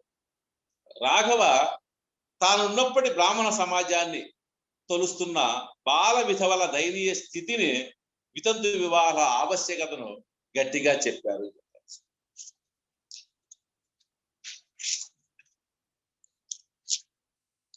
తర్వాత ఈ నాటకం పూర్తిగా అంటే మిగతా అంశాలు ఉన్నప్పుడు కూడా స్త్రీ అభ్యుదయం పైనే బాగా నడుస్తుంది అన్నమాట.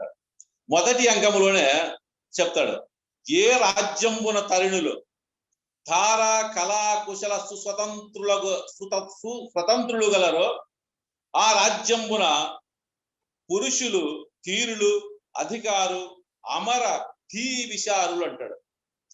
అమల ధీ సువిచారులు అంటే ఇది జనరల్ గా ఈ పద్యము ధర్మవరం రామకృష్ణమాచార్యుల ప్రమీలార్జునీయం నుండి తీసుకున్నమాట. ఎందుకంటే మేనమామ కదా, ఆ ప్రమీలార్జునీయ నాటకం కూడా పూర్తిగా స్త్రీ స్వేచ్ఛ స్వాతంత్ర్యం పైన రాయబడింది. అందువల్ల ఆ నాటకంలో పద్యాన్ని తీసుకున్నాడు అనమాట. ఈ పద్యాన్ని కూడా భాస్కరుడు, రాజా, రఘునాథాచారి అనే ముగ్గురు విద్యార్థులతో చెప్పిస్తాడు అనమాట. స్త్రీకి పురుషులతో పాటు సమానత్వం అవసరమని, వారికి స్వాతంత్ర్యం ఇస్తే పురుషులతో సమానంగా రాజ్య పరిపాలనాది బాధ్యతలు స్వీకరించి అద్భుతంగా పాలించగలరని స్త్రీ శక్తి సామర్థ్యాల్ని తెలియజేస్తారు. తర్వాత ధర్మవరం వారు అప్పట్లో ఇటువంటి నాటకాలు చాలా వచ్చాయి. అంటే స్త్రీకి స్వేచ్ఛ స్వాతంత్ర్య కోసం చాలా నాటకాలు వచ్చాడు. ఉదాహరణకు అప్పట్లో ఆయన చిత్రనలీయములో స్త్రీ పునర్వివాహ ఆవశ్యకత చెప్పాడు. అదే చంద్రహాస, విశాల సారంగధర, పాదుకా పట్టాభిషేకము, అజామీల నాటకాల్లో బాల్య వృద్ధ వివాహాలను ఖండించాడు. అదేవిధంగా పాంచాల స్వయంవరములో వరకట్న నిషేధం చెప్పాడు. రమీలార్జునీయంలో స్త్రీ స్వాతంత్ర్యాన్ని అనేక నాటకాలు ఆ విధంగా చెప్పుకుంటూ వచ్చాడు కనుక రాఘవ గారు కూడా పూర్తిగా అందువల్ల ధర్మవరం రామకృష్ణమాచార్యుల ప్రభావం చాలా ఉంది, బలంగా ఉందని మనం అర్థమవుతాం. నాటకములో భాస్కర్ అనే విద్యార్థి మరో విద్యార్థి రఘునాథాచార్యతో ఒక మాట చెప్పిస్తారు. మంచి డైలాగ్. డైలాగ్ చెప్తేనే ఈ నాటకానికి ఒక ఇది ఉంటుంది అన్నమాట. ఈనాటికి ప్రపంచములో ఆడది చేయజాలని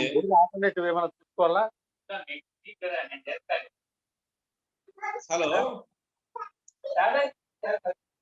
సార్ వాయిస్ వస్తుంది మధ్యలో నుంచి ఎవరో. ఈనాటికి ప్రపంచములో ఆడుదు చేయజాలని అసాధ్య కార్యమే లేదు. ఎంతమంది స్త్రీలు ఉపనిషత్ కర్తల్లో తమకు తెలియనా? స్త్రీలే వేదములకు అలంకారప్రాయులై ఉండాలి. ఈ దేశమునకు ప్రస్తుతము కలిగియుండు దైన్య దశకు ఇచ్చట స్త్రీలను అణచియుండు అజ్ఞానమే కారణము. ఇంటి యందు గృహిణి దుఃఖించి రోధించుతున్నదన్న ఆ ఇంట శుభములు కలుగునా? ఇట్లుండా దేశములోని స్త్రీలందరూ దుర్బలులై పరతంత్రులై అజ్ఞానులై శుష్కించుచుండగా దేశమునకు వైభవం ఎట్లుండును? స్త్రీలకు చదువు లేకున్నా అంటాడు. అంటే ఈ పాత్ర ద్వారా రాఘవ ఆనాడు స్త్రీ విద్య ఆవశ్యకతను తెలియజేస్తాడు. దాదాపు ఎందుకంటే 90 సంవత్సరాల కిందట రాయబడిన నాటకం ఇది. ఈ నాటకం రాయబడింది కాబట్టి అప్పట్లో స్త్రీ విద్య చాలా అవసరం. ఎందుకంటే చాలా మంది స్త్రీలు ఆ కాలంలో చదువుకున్న లేరు కదా. అందువల్ల అప్పటికి తగినట్లుగా ఈ రాఘవ ఈ స్త్రీలకు విద్య ఆవశ్యకత బలంగా నిర్ణయించడానికి కారణం అదే. నాటక రచన ప్రారంభమైన మొదటి దినాల్లో స్త్రీ విద్య ఆవశ్యకతను గురించి కొన్ని నాటకాల్లో ప్రవేశపెట్టినప్పటికీ ఆ కాలంలో మనకు స్త్రీలు కూడా పురుషులతో సమానంగా చదువుకున్నారని మనకు తెలుస్తా ఉంది. ఇప్పుడు ఎందుకంటే 90 ఏళ్ల కిందట స్త్రీ విద్య ఎలా ఉన్నది, ఈ రోజుల్లో స్త్రీలు ఎందుకంటే ఎవరికి పురుషులకు ఏమాత్రం తగ్గకుండా స్త్రీలు మనకు విద్యలో ముందుండాలని తెలుసు. అందువల్ల తర్వాత ఆధునిక కాలంలో ఇటీవల వచ్చినటువంటి నాటకాల్లో స్త్రీ విద్య అవసరం అని చెప్పినటువంటి నాటకాలు అంటే బల్లారాఘవ నాటకం రాసే టయానికి అది కంపల్సరీ సమాజంలో పూర్తిగా ఉన్నది కాబట్టి దాన్ని హైలైట్ చేసడానికి ప్రయత్నం చేశారు. తర్వాత ఈ నాటకంలో భీమసేనరావు అదే ఆల్రెడీ చెప్పా, మేనగోడలు తారాబాయికి ముసలివాడికి ఇచ్చి వివాహం చేస్తే వాడు చస్తూనే మఠాధిపతి తారాబాయికి కేశఖండన చేయాలంటే వాడికి ఏదో కొంత మొత్తం అప్పజెప్పి కేశఖండన కనీయకుండా చూస్తాడు. అయితే ఆమె వితంతువుగా ఉండి గర్భాన్ని ధరించిందని తెలుసుకుని ఆ గర్భము తొలగించడానికి ఆమెపై బలమైన ఒత్తిడి తెచ్చి గర్భ కారణానికి తన కొడుకే అని తెలుసుకుని మరింత కృంగిపోతాడు. రాజారావు తారాబాయిని ఒక్కటిగా చేయాలనుకున్నటువంటి శ్రీధర శాస్త్రిని ఉద్యోగం నుండి తీసివేసి పైగా ఆయనపై నింద మోపి న్యాయస్థానంలో నిలబెడతాడు. వాస్తవాలన్నీ బయటపడితేనే తన తప్పు తాను తెలుసుకుంటాడు. రాఘవ్ గారు ఒక రకంగా ఈ భీమసేనరావు ఆ పాత్రను ఛాందస భావాలకు ప్రతినిధిగా ప్రవేశపెట్టి ఆనాడు యొక్క బ్రాహ్మణ కుటుంబంలో ఏ విధమైనటువంటి వాళ్ళ యొక్క నిబంధనలు ఉన్నటువంటి ఆ పాత్ర ద్వారా చెప్పించడానికి ప్రయత్నం చేస్తారు. అదే విధంగా భీమసేనరావు మేనగోడలు తారతో అంటాడు ఒక సందర్భంలో, ఓసి అవివేకి, ఎందుకంటే నాటకంలో డైలాగ్ ఏది, నీకు కేశఖండన లేకనే తల చెడినది. మన బ్రాహ్మణత్వము ప్రకృత కాలములో కేవలము సంప్రదాయాలపైనే ఆధారపడినది. అట్టి సంప్రదాయాల్లో గుప్త సంప్రదాయాలు కొన్ని, బహిరంగ సంప్రదాయాలు కొన్ని కలవు. సంసారం గుట్టు అని పెద్దలు అంటారు. ప్రపంచములో పురుషోత్తముడగు వాసుదేవుడు బ్రాహ్మణ్యమును పుట్టించింది ఎందుకనగా బ్రాహ్మణుడు సకల ప్రపంచానికి ఆదర్శప్రాయుడై ప్రపంచములో ఆనందము సౌఖ్యము చేయవలయునని. అట్టి బ్రాహ్మణులే ఇట్టి పనులు బయట పెట్టిన ఎడల సమాజము చెడిపోయి దైవ సంకల్పానికి వ్యతిరేకంగా వర్తించినట్లు అవుతుంది అంటాడు. అంటే ఎంత దానివల్ల ఇప్పుడు కేవలము స్త్రీ మొత్తం వాళ్ళు చేసేటువంటి పనులు బయటపడకుండా సమర్థించుకోవడానికి ఎంత శక్తివంతంగా మాట్లాడుతున్నాడో ఆ నాటకం మనకు అర్థమైతే వస్తుంది. అదే విధంగా ఈ మాటల ద్వారా ఆనాటి బ్రాహ్మణ సమాజములో వాళ్ళు చెప్పిందే వేదమని, వారి మాటలే నెగ్గాలని, ముఖ్యంగా స్త్రీల విషయంలో వారు తీసుకున్నటువంటి కఠినమైన నిర్ణయాలు మనకు వ్యక్తమవుతూ వస్తాయి. ఈ సరిపడిన సంగతుల్లో శ్రీధరుడి పాత్ర కూడా చాలా కీలకం. ఎందుకంటే పూర్తిగా సంస్కరణవాది అతనే కనిపిస్తాడు మనకు. కాకపోతే ఆయనతో రాఘవ్ గారు సుదీర్ఘమైనటువంటి సంభాషణలు, పేజీలు సంభాషణలు చూపించారు. ఆయన మాటల ద్వారా రాఘవ గారు ఎంత శక్తివంతమైన సందేశాన్ని అందివ్వాలని అనుకున్నా ప్రదర్శన విషయంలో మాత్రము కొన్ని ఆటంకాలు తప్పు. ఎందుకంటే డైలాగులు కట్ అండ్ పేస్ట్ చిన్న చిన్న డైలాగులు ఉంటేనే ఆ నాటకము స్పీడ్ గా ముందుకు వెళ్తుంది. కానీ సుదీర్ఘమైనటువంటి డైలాగులు ఉన్నప్పుడు ఏ నాటకమైనా కూడా ప్రదర్శన కాస్త ఇబ్బందికరంగా ఉంటుందంటే మన అందరికీ తెలిసిన విషయం అది. శ్రీధరుడు తారాబాయిని ఆత్మహత్య నుంచి రక్షిస్తాడు. అతను మంచివాడైనా కూడా ఫస్ట్ అతనికి కూడా పెళ్లి కాలేదు. దాదాపు 40 సంవత్సరాలు, పేదవాడు, పెళ్లి చేసుకోలేదు. కానీ ఆమె రక్షిస్తానే, ఆమె అందాన్ని చూస్తానే ఫస్ట్ ఆమె వైపు ఇతను ఆకర్షితుడవుతాడు. అంటే మొదట పెళ్లి చేసుకోవాలని, నేనే చేసుకుంటే ఎలా ఉంటుంది అనేది మొదట ఆలోచన కలుగుతుంది ఎవరి శ్రీధరుడికి. అందువల్ల నాకు ఇప్పుడు ఆ పద్యంలో మన వేమన పద్యం గుర్తుకొస్తపడి, వెర్రివానికైనా వేషధారికైనా యోగికైనా పరమయోగికైనా స్త్రీల చూసినప్పుడు చిత్తంబు రంజిల్లు అన్నట్టు గుర్తుకొచ్చు. అంటే మొదట్లో ఆయన ఆ విధంగా కొంత చెడు తలంపు ఆయనలో ఉన్నా కూడా ఆమె వయస్సుకు నా వయస్సుకు చాలా తేడా ఉంది. ఎందుకంటే అప్పట్లో ఈ డిఫరెంట్ వయసులు ఉన్నా కూడా ఈయన ఎందుకు మనసు ఒప్పుకోలేదు. ఫస్ట్ ఆమె వైపు ఉన్నా కూడా తర్వాత మార్చుకొని అతన్ని రాజారావుతోనే ఆమెకు వివాహం చేస్తే బాగుంటుంది అనుకుంటాడు. తన వయస్సును, తన దరిద్రాన్ని తలుసుకుని చింతించి చివరకు మనసు మార్చుకొని ప్రేమించిన రాజారావుతోనే పెళ్లి జరిపించాలని నిర్ణయించుకుంటాడు. ప్రేమించిన చివరకు సబలీకృతుడు ఆ విషయంలో కూడా. సంస్కరణవాదానికి ఈ శ్రీధరుని పాత్ర ప్రతీకగా చెప్పచ్చు. ఇందులో తారాబాయి మొదట కాస్త అశక్తురాలు, ఎందుకంటే ఆ కాలం అటువంటిది, మనం ఏం చేయలేం. అశక్తురాలుగా కనిపించిన చివరకు ధైర్యంగా నిలబడుతుంది. మామను ఎదిరించడానికి కూడా వెనుదీయదు. తనకొచ్చిన కష్టాన్ని తలుచుకుని దేవుని నిందించడానికి భయపడలేదు. ఆమె అంటుంది, రామ, నీకు జగత్ సాక్షి అనే పేరు ఉంది, నిజంగానే నీకు కన్నులున్నాయా? గుడ్డివాడవా? ఈ ప్రపంచమున ఘోర పాపం ఒక్కటి ఏనా గుర్తించలేవా? నీకు ఈ ఆచార్యుల వారి కట్టుబాట్లు ఉన్నాయేమన్నా? శాస్త్రములు నిన్ను కూడా వేధించుతున్నావా? శాస్త్రాలు నిన్ను కూడా వేధించుతున్నావా? నా ఎందు ఉండు శిశువు నీకు కూడా భారమా? ఎందుకంటే ఆమె గర్భవతి కాబట్టి. నే వట్టి భ్రాంతను, నీకెన్నటికైనను స్త్రీలపైన దయ కలగదు. ఎందుకంటే నిన్ను మోహించిన శూర్పణఖను నిష్కారణముగా ముక్కు కోయిస్తేవి. అదేవిధంగా కలంకము లేని జానకిని అడవుల పాలు చేసినావు, అగ్ని పాలు చేసినావు అంటూ నిందిస్తుంది, భగవంతుని నిందిస్తుంది.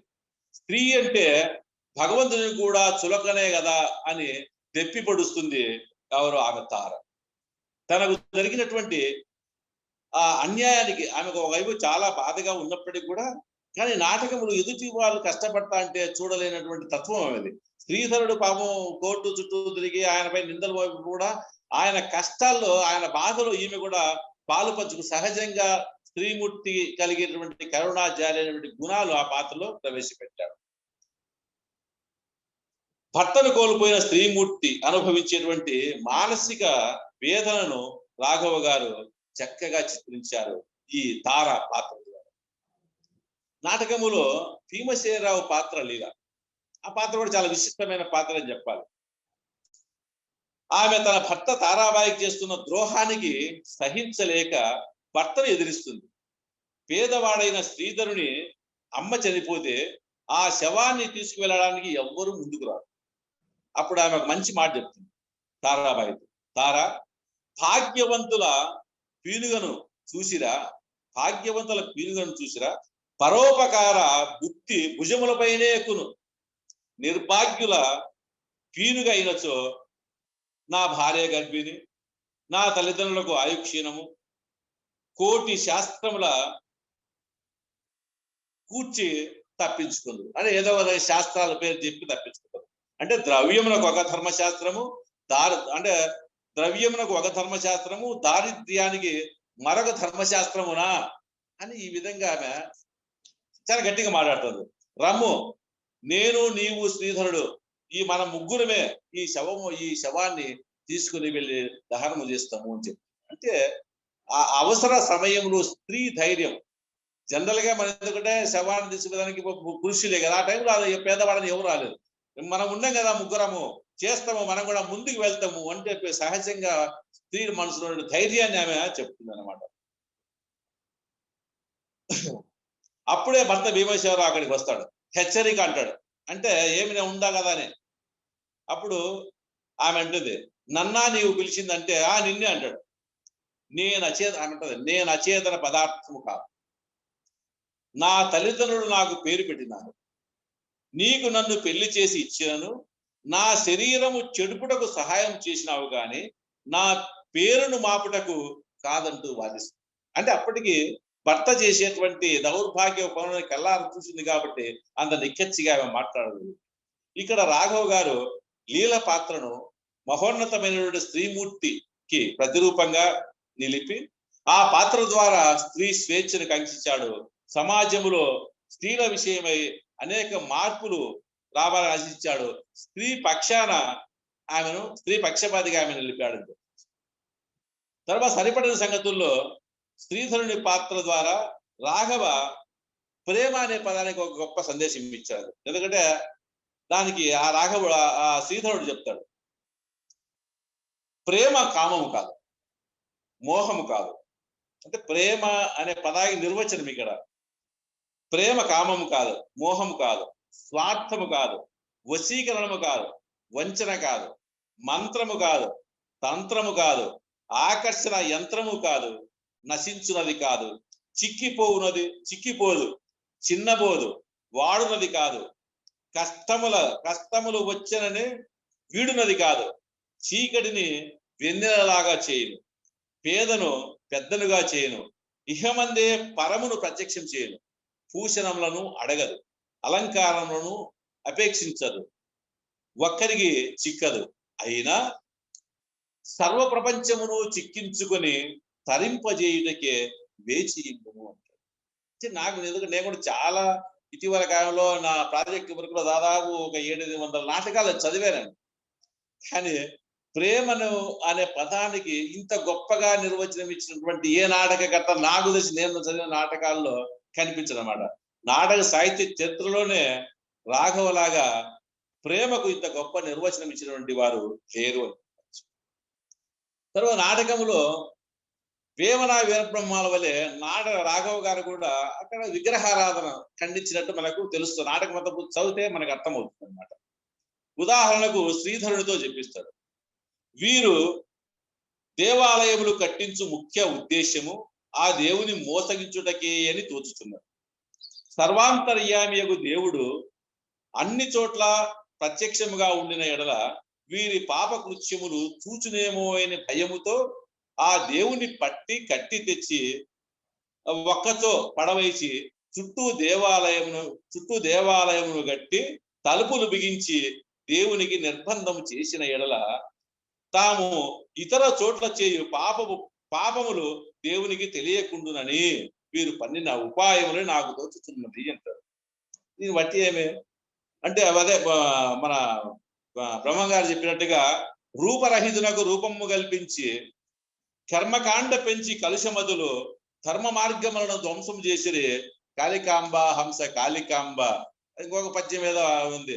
ఆ నిగ్రహంపు లేని నిర్భాగ్యులెల్లరు విగ్రహములకెల్ల విందు చేసి భోగ భాగ్యములను కొంత కాంక్షింతురు కాళికాంబ హంస కాళికాంబ. ఈ పద్యాల గుర్తుకు, ఎందుకంటే విగ్రహారాధనను కూడా ఈ నాటకములు అంటే సూచాయగా మనకు కనిపిస్తుంది, కానీ డైరెక్ట్ గా విగ్రహారాధన గురించి చెప్పకపోయినా కూడా మనము ఆ తోవలో వెళ్ళినట్టుగా తెలుస్తుంది.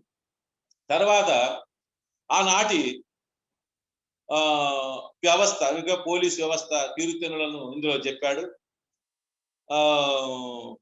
దాదాపుగా మూడవ రంగమంతా కోర్టు సన్నివేశాలు కనిపిస్తాయి. కోర్టులో భీమసేనరావు శ్రీధరుని అపరాధిగా నిరూపించాలని ప్రయత్నిస్తే ఆయన భార్య బిడ్డలే శ్రీధరుని నిర్దోషిగా నిరూపించడము చేసేది లేక వివాహం జరుగుతుంది. అయితే బల్లారాఘవ ఇంకొకటి, బల్లారాఘవ జనరల్ గా ఆయన గొప్ప నటుడు, ముఖ్యంగా ఎందుకంటే పద్య నాటకాల్లోనే చేశారు కాబట్టి సాంఘిక నాటకములు అంటే సాంఘిక నాటకాలు సాంఘిక నాటకాలు చాలా ఉన్నాయి. కానీ దీనిలో కూడా కొన్ని పద్యాలు ఆయన సందర్భానుసారంగా కొన్ని పద్యాలను పొందుపరిచారు. ఆయన పద్య నాటకం అంటే మొదటి నుంచి ఉంది కదా, అంటే చాలా మంది అంటారు బల్లారాఘవ పద్యం అంటేనే పద్యం రాగాలు చేయడం పడదు అని. చాలా తప్పు. ఎందుకంటే ఆయన గొప్ప పేరు ప్రశ్నలు సంపాదించి పెట్టినంత పద్య నాటకమే కదా. పద్య నాటకం అంటే ఆయనకి ఇష్టం లేదని కాదు, కాకపోతే పద్యాన్ని ఈ విధంగా చదవాలు సుదీర్ఘమైన రాగాలని వ్యతిరేకించలే, కానీ పద్యాన్ని ఆయన వ్యతిరేకించలేదు.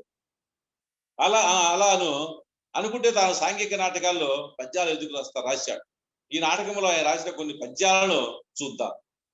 ఇందులో ఎక్కువగా పోతన భాగవతంలో పద్యాలు మనకు అంటే టోటల్ గా నాటకం చూసినా ఒక 4-5 పద్యాలకు ఎక్కువ లేవు. శ్రీధరుడు తన మనసులో అనుకుంటూ ఉన్నాడు.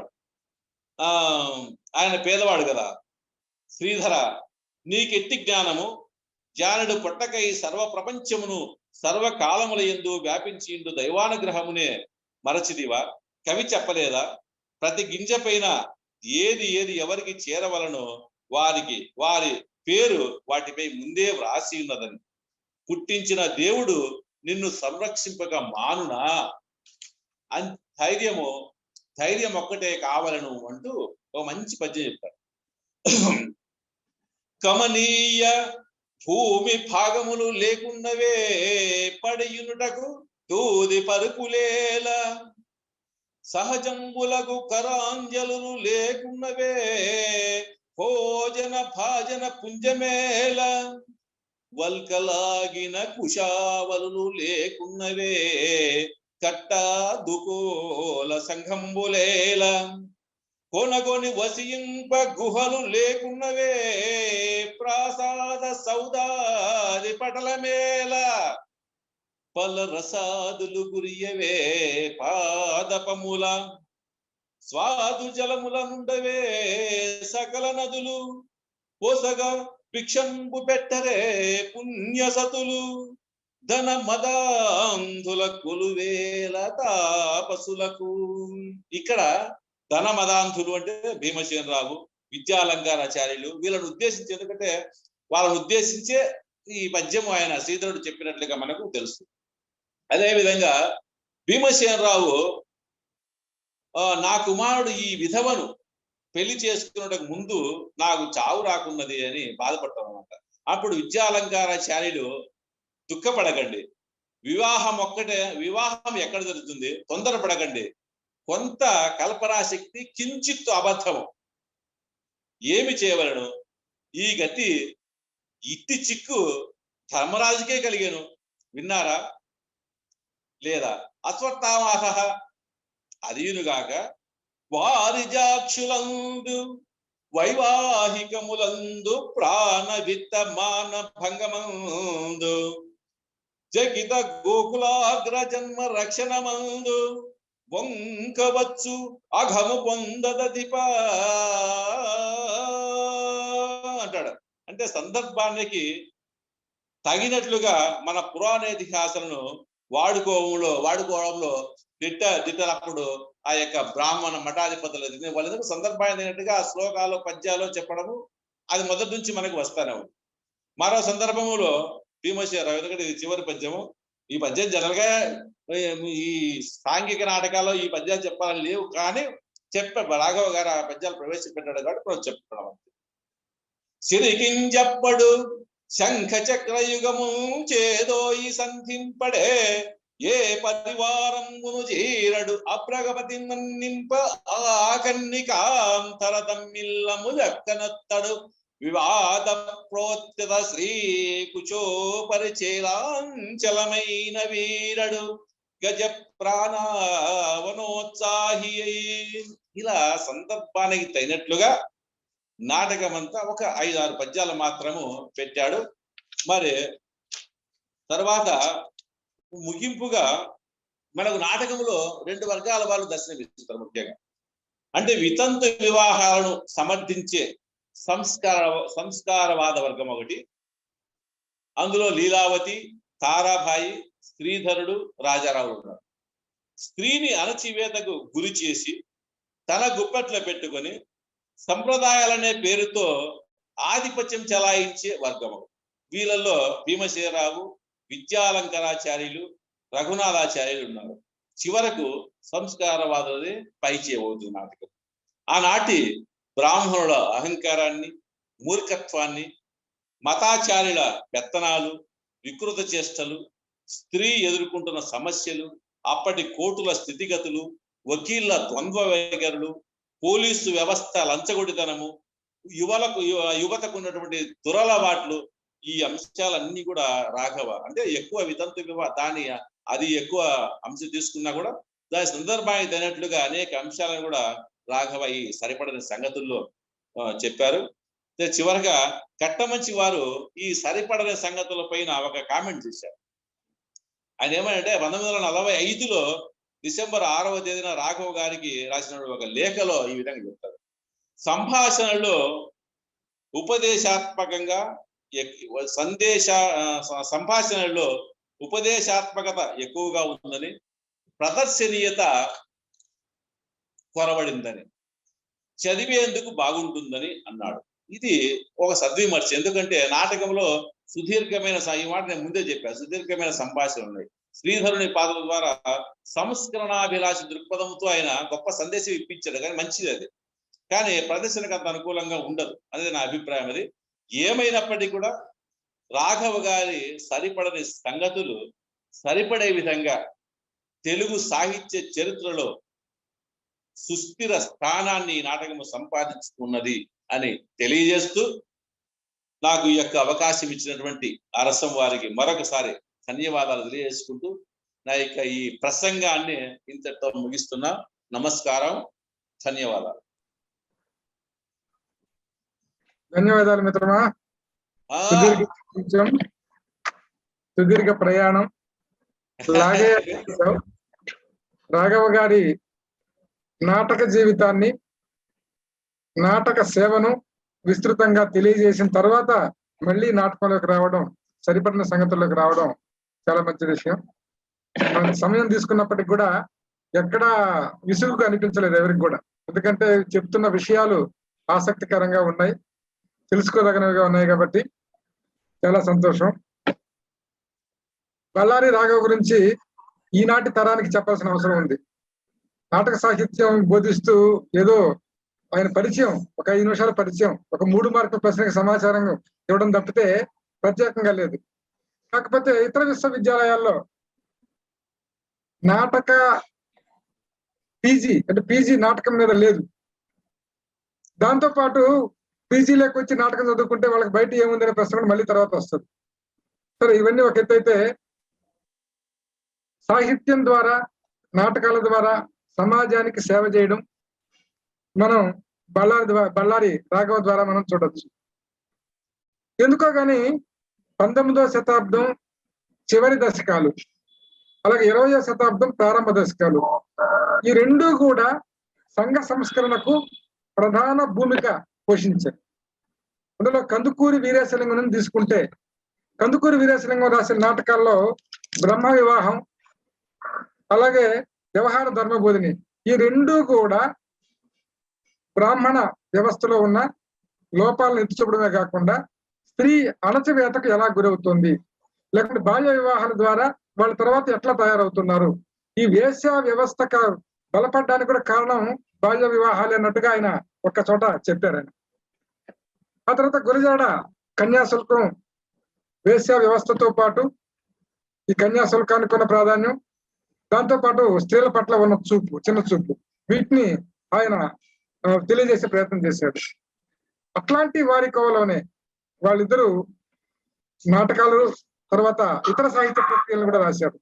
మనకి బళ్ళారి రాఘవ గారు ఇతర సాహిత్య ప్రక్రియల్ని రాసినా రాయకపోయినా, వీళ్ళు కందుకూరి వీరేశలింగం, గురజాడ అప్పారావు గారు ఎలాంటి విషయాలు చెప్పదలుచుకున్నారో అలాంటి విషయాలన్నింటినీ కూడా ఆయన ఒక నాటకంలో తీసుకొచ్చి వాటి ద్వారా చాలా తీవ్రంగా, నువ్వు చాలా చిన్న విషయంగా చెప్తున్నా కానీ చాలా తీవ్రం. దేవుడు బయట పోతే మేము చేసే తప్పులు గుర్తుపడతాడు కాబట్టి గుళ్ళో పెట్టి బంధిస్తే మా తప్పులు కనబడవు అని చెప్పడం అంత మామూలు విషయం కాదు. చాలా తీవ్రమైన ప్రతిఘటన అది. అట్లా విగ్రహారాధన మీద ఆయన సటైర్లు వేయడం, దాంతోపాటు బాల్య వివాహాలు వాటి ద్వారా జరిగే నష్టాలు తెలియజేయడం, వితంతువులుగా మారిపోయిన బాలికల సమస్యలు భయంకరంగా ఉండడం, దాంతో పాటు సంప్రదాయాల ముసుగులో గుండు కొట్టి తెలచీర కట్టి ఏదో మూలపడేసి ఎన్ని చెప్పాలంటే, ఇప్పటి భాష చెప్పాలంటే మానవ హక్కుల్ని కాలరాయడం లాంటి అనేక విషయాల పట్ల ఆ రోజుల్లోనే ఆయన రాఘవ గారు నాటకం ద్వారా అందరికీ తెలియజేయడం అంటే అంత చిన్న విషయం కాదు. ఎందుకు చెప్తున్నాను అంటే, ఈ రోజు ఇప్పుడున్న పరిస్థితుల్లో చట్టాలకు వ్యతిరేకంగా, ప్రభుత్వానికి వ్యతిరేకంగా, లేకుంటే మన దేవుడికి వ్యతిరేకంగా ఒక్క మాట మాట్లాడినా కూడా దేశం అంతా కూడా ఏదో కల్లోలం అయిపోయిన పరిస్థితులు మనకు కనబడతాయి. మీరు గమనిస్తూ ఉండొచ్చు. బహుశా కేంద్ర ప్రభుత్వం చేస్తున్న కొన్ని పనులు, ఆ తర్వాత వాళ్ళు మాట్లాడించిన మాటలు, వాటి మీద జరుగుతున్న చర్చలు, హత్యలు, ఇవన్నీ కూడా ఈ మధ్యకాలం అతి భయంకరంగా మాట్లాడే సహనం లేదు మనుషులకి, ఎవరికి ఓపిక లేదు, అలాగే ఆలోచించే స్థితిగతులు కూడా లేవు. బహుశా అప్పట్లో ఇట్లాంటి స్థితిగతులు ఉన్నా లేకపోయినా సమాజంలో ఉన్న విషయాలు అవి వాస్తవాలు కాబట్టి వాటిని యథాతథంగా చెప్పడమే కాకుండా వాటి ద్వారా మనుషుల్ని ఆలోచింపజేయడం, మనుషుల్లో మార్పు రావడానికి అవసరమైన ఒక మృదుత్వాన్ని మనుషుల్లో కల్పించడం లాంటి పనులు ఆ నాటకాల ద్వారా ఆయన చేసే ప్రయత్నం చేశాడు. ఆయన అంతేకాకుండా మిత్రుడు ఒకటి విషయం మర్చిపోయిన, ఆయన మంచి లాయర్ కూడా, క్రిమినల్ లాయర్ కాబట్టి న్యాయవాదిగా చట్టాల గురించి బాగా తెలుసు. అలాగే చట్టాల ద్వారా ఎలాంటి మార్పులు రావాలో ఆయనకు బాగా తెలుసు. కాబట్టి నాటక రచనలో కూడా ఆ పరిజ్ఞానం ఆయనకు ఉపయోగపడి ఉంటుందని నేను అనుకుంటూ ఉన్నాను. నాటకంగా లాయర్ గా మంచి డబ్బులు సంపాదించాడు. ఆయన సంపాదించినప్పటికీ కూడా ఎక్కడ ఆయన వృధా చేయలేదు డబ్బుల్ని. ఎవరో నచ్చిన ఒక ఆశ్రమానికి ఇచ్చుకున్నాడు. ఆ తర్వాత నాటక పోషణకు అనేక రకాల కృషి చేశాడు. మా మిత్రులు నాటకాన్ని చాలా బాగా పరిచయం చేశాడు. అందులో ఉన్న పాత్రల్ని, కథల్ని, అలాగే సంస్కరణ పాత్రల్ని, సంప్రదాయ పాత్రల్ని, వాటి మధ్య ఘర్షణల్ని కూడా మనకు అద్భుతంగా తెలియజేశాడు. ఇలాంటి గొప్ప ప్రసంగం, గొప్ప రచయిత మీద, గొప్ప నాటకం మీద గొప్ప ప్రసంగం చేసిన మూల మల్లికార్జున రెడ్డి గారికి అరసం తరపున ప్రత్యేకంగా ధన్యవాదాలు తెలియజేస్తూ ఉన్నాను. ఇప్పుడు మూలా గారి గురించి లేదా బళ్ళారి రాఘవ గారి గురించి ఎవరైనా 2 మాటలు మాట్లాడంటే మీకు అవకాశం ఉంది, మాట్లాడొచ్చు.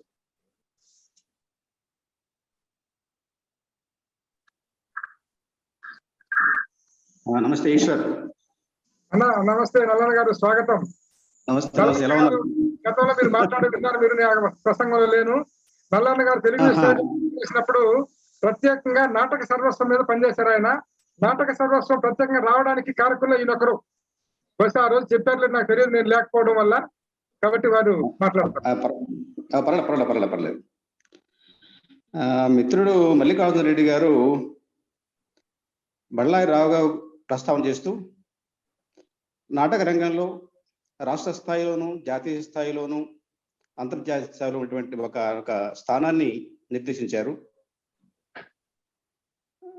రాఘవ గారికి ప్రత్యేకం ఏంటంటే, వారు పద్యాన్ని ఎప్పుడు రాగయుక్తంగా కాకుండా భావయుక్తంగా పాడాలనేటువంటి ఒక ఆలోచన ఉన్నవారు రాఘవ గారు. అంతేకాకుండా పాశ్చాత్య నాటక రంగాన్ని పరిశీలించినటువంటి రాఘవ గారు భారతదేశంలో కూడాను, ఆంధ్రదేశంలో కూడాను నాటక రంగంలో మార్పు రావాలనే ఉద్దేశంతోనే స్త్రీ పాత్రలు స్త్రీ ధరించేటువంటి ఒకనొక ఉద్దేశాన్ని ఆచరణాత్మక పెట్టినటువంటి నటుడు బళ్ళారి రాఘవ. ఆ నేపథ్యంలో కొమ్మూరి పద్మావతి దేవి అనేటువంటి ఒక స్త్రీతో తను నాటకం వేయించి నాటక రంగంలో స్త్రీ పాత్రలు స్త్రీ ధరించేటటువంటి ఒకనొక అపూర్వ ఘట్టానికి శ్రీకారం చుట్టినటువంటి నటుడు బళ్ళారి రాఘవ.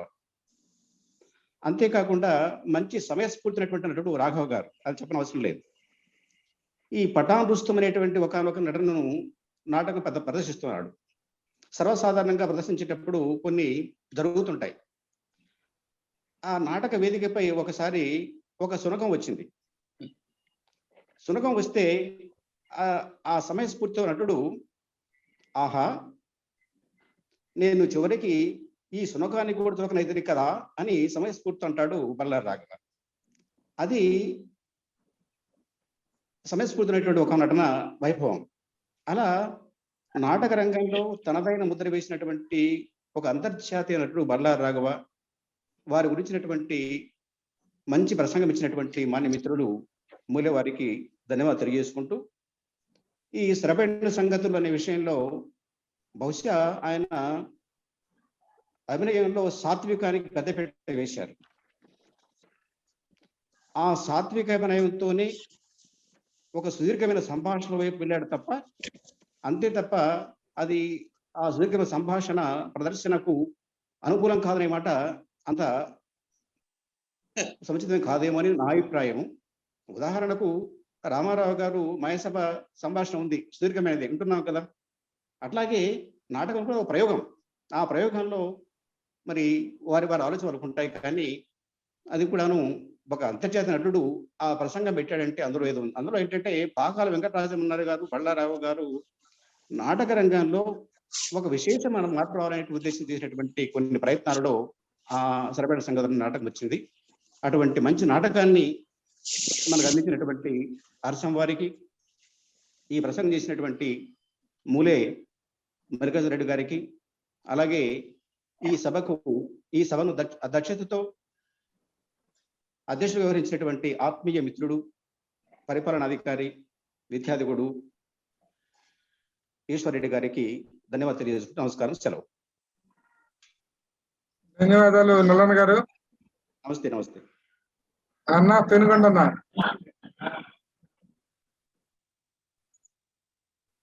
మల్లికార్జున రెడ్డి గారు నమస్తే. నమస్తే నమస్తే నమస్తే నమస్తే సార్. మరి బళ్ళారి రాఘవ గారిని గురించి సమగ్రంగా పరిచయం చేస్తూ వారి నాటకాన్ని కూడా గొప్పగా మాకు చూపించారు. అయితే విషయం ఏంటంటే ఆనాడు ఉన్న సంఘ సంస్కరణ దృక్పథాన్ని రాఘవ గారు తన నాటకం ద్వారా చెప్పారు అనేది ఈనాడు చాలా మందికి తెలియదు. అప్పుడు సంఘ సంస్కరణ దృక్పథాన్ని ప్రపంచానికి, తెలుగు ప్రపంచానికి తెలియజేసింది ఎక్కువగా కందుకూరి వీరేశలింగం గారు, వారి తర్వాత మరికొందరు గురియాడగ వారు కానీ ఇట్లా అనేది. కానీ రాఘవ గారు ఎంత ప్రతిభావంతంగా సరిపడిన సంగతులు నాటకంలో స్త్రీల సమస్యలను, ముఖ్యంగా బాల్య వివాహాలకు వ్యతిరేకంగా, ఆ రోజున్న బ్రాహ్మణ భావజాలానికి, ఆధిక్యత భావజాలానికి వ్యతిరేకంగా ఎంత గొప్ప కృషి చేశారని చెప్పి నాకైతే తెలిసింది. అంటే వారు గొప్ప నటుడు, అంతర్జాతీయ స్థాయిలో కీర్తి ప్రతిష్టలు పొందిన వారు, ఇవన్నీ తెలుసు. కానీ వారు రచయితగా సంఘ సంస్కరణ దృష్టికి ప్రాధాన్యత కలిగిన రచనలు చేశారని ఈరోజు చక్కగా తెలియజేశారు. ఇంకో సంగతి అంటే పద్యాలు కూడా బాగా పాడారు. మీకు అభినందనలు, ధన్యవాదాలు సోదరా, ధన్యవాదాలు. మా అరసం పక్షాన ఎప్పుడు మీ అవసరాలు మాకు ఉంటుంటాయి. ఇట్లాంటి కార్యక్రమాలకు మేము మిమ్మల్ని ఎప్పుడు ఆహ్వానిస్తూనే ఉంటాం. మమ్మల్ని మా మాట వినండి, మాతో కలిసి ప్రయాణం చేయండి. ధన్యవాదాలు. ధన్యవాదాలన్నా. ఇంకా ఎవరైనా? మిత్రమా రంగన్న గారు హ్యాండ్ రైజ్ చేశారు. రంగన్న గారు. ఆనందం. అలా ముగిద్దాం. రంగన్న గారికి ఇవ్వండి అవకాశం. ఇస్తున్నాం, అదేం ఇబ్బంది లేదు. రంగన్న గారు మీరు అన్మ్యూట్ చేసుకోవాలి. అన్మ్యూట్ లో ఉంది, వీడియో ఆఫ్ లో ఉంది. కెమెరా ఆన్ చేసుకోండి. రంగన్న గారు క్లోజ్ చేయలే ఆనంద్, మరి ఇందా మాట్లాడారు. వచ్చారు మాట్లాడమనండి. వచ్చారు వారు, మాట్లాడమనండి. బ్రీఫ్ గా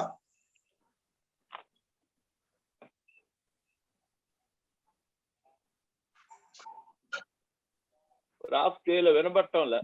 మీరు మ్యూట్ లో ఉన్నారండి, మీ ఆడియో కనెక్ట్ కాలేదు.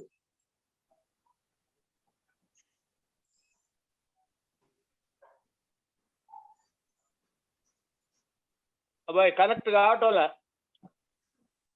వినబడటం లేదు. రంగన్న గారు మీ వాయిస్ వినపడటం లేదండి మాకు. సమస్య అది కాదు. రంగన్న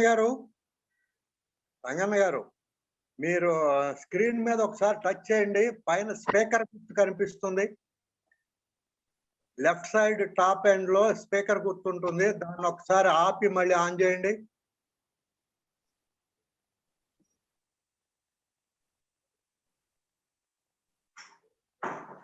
వచ్చిందా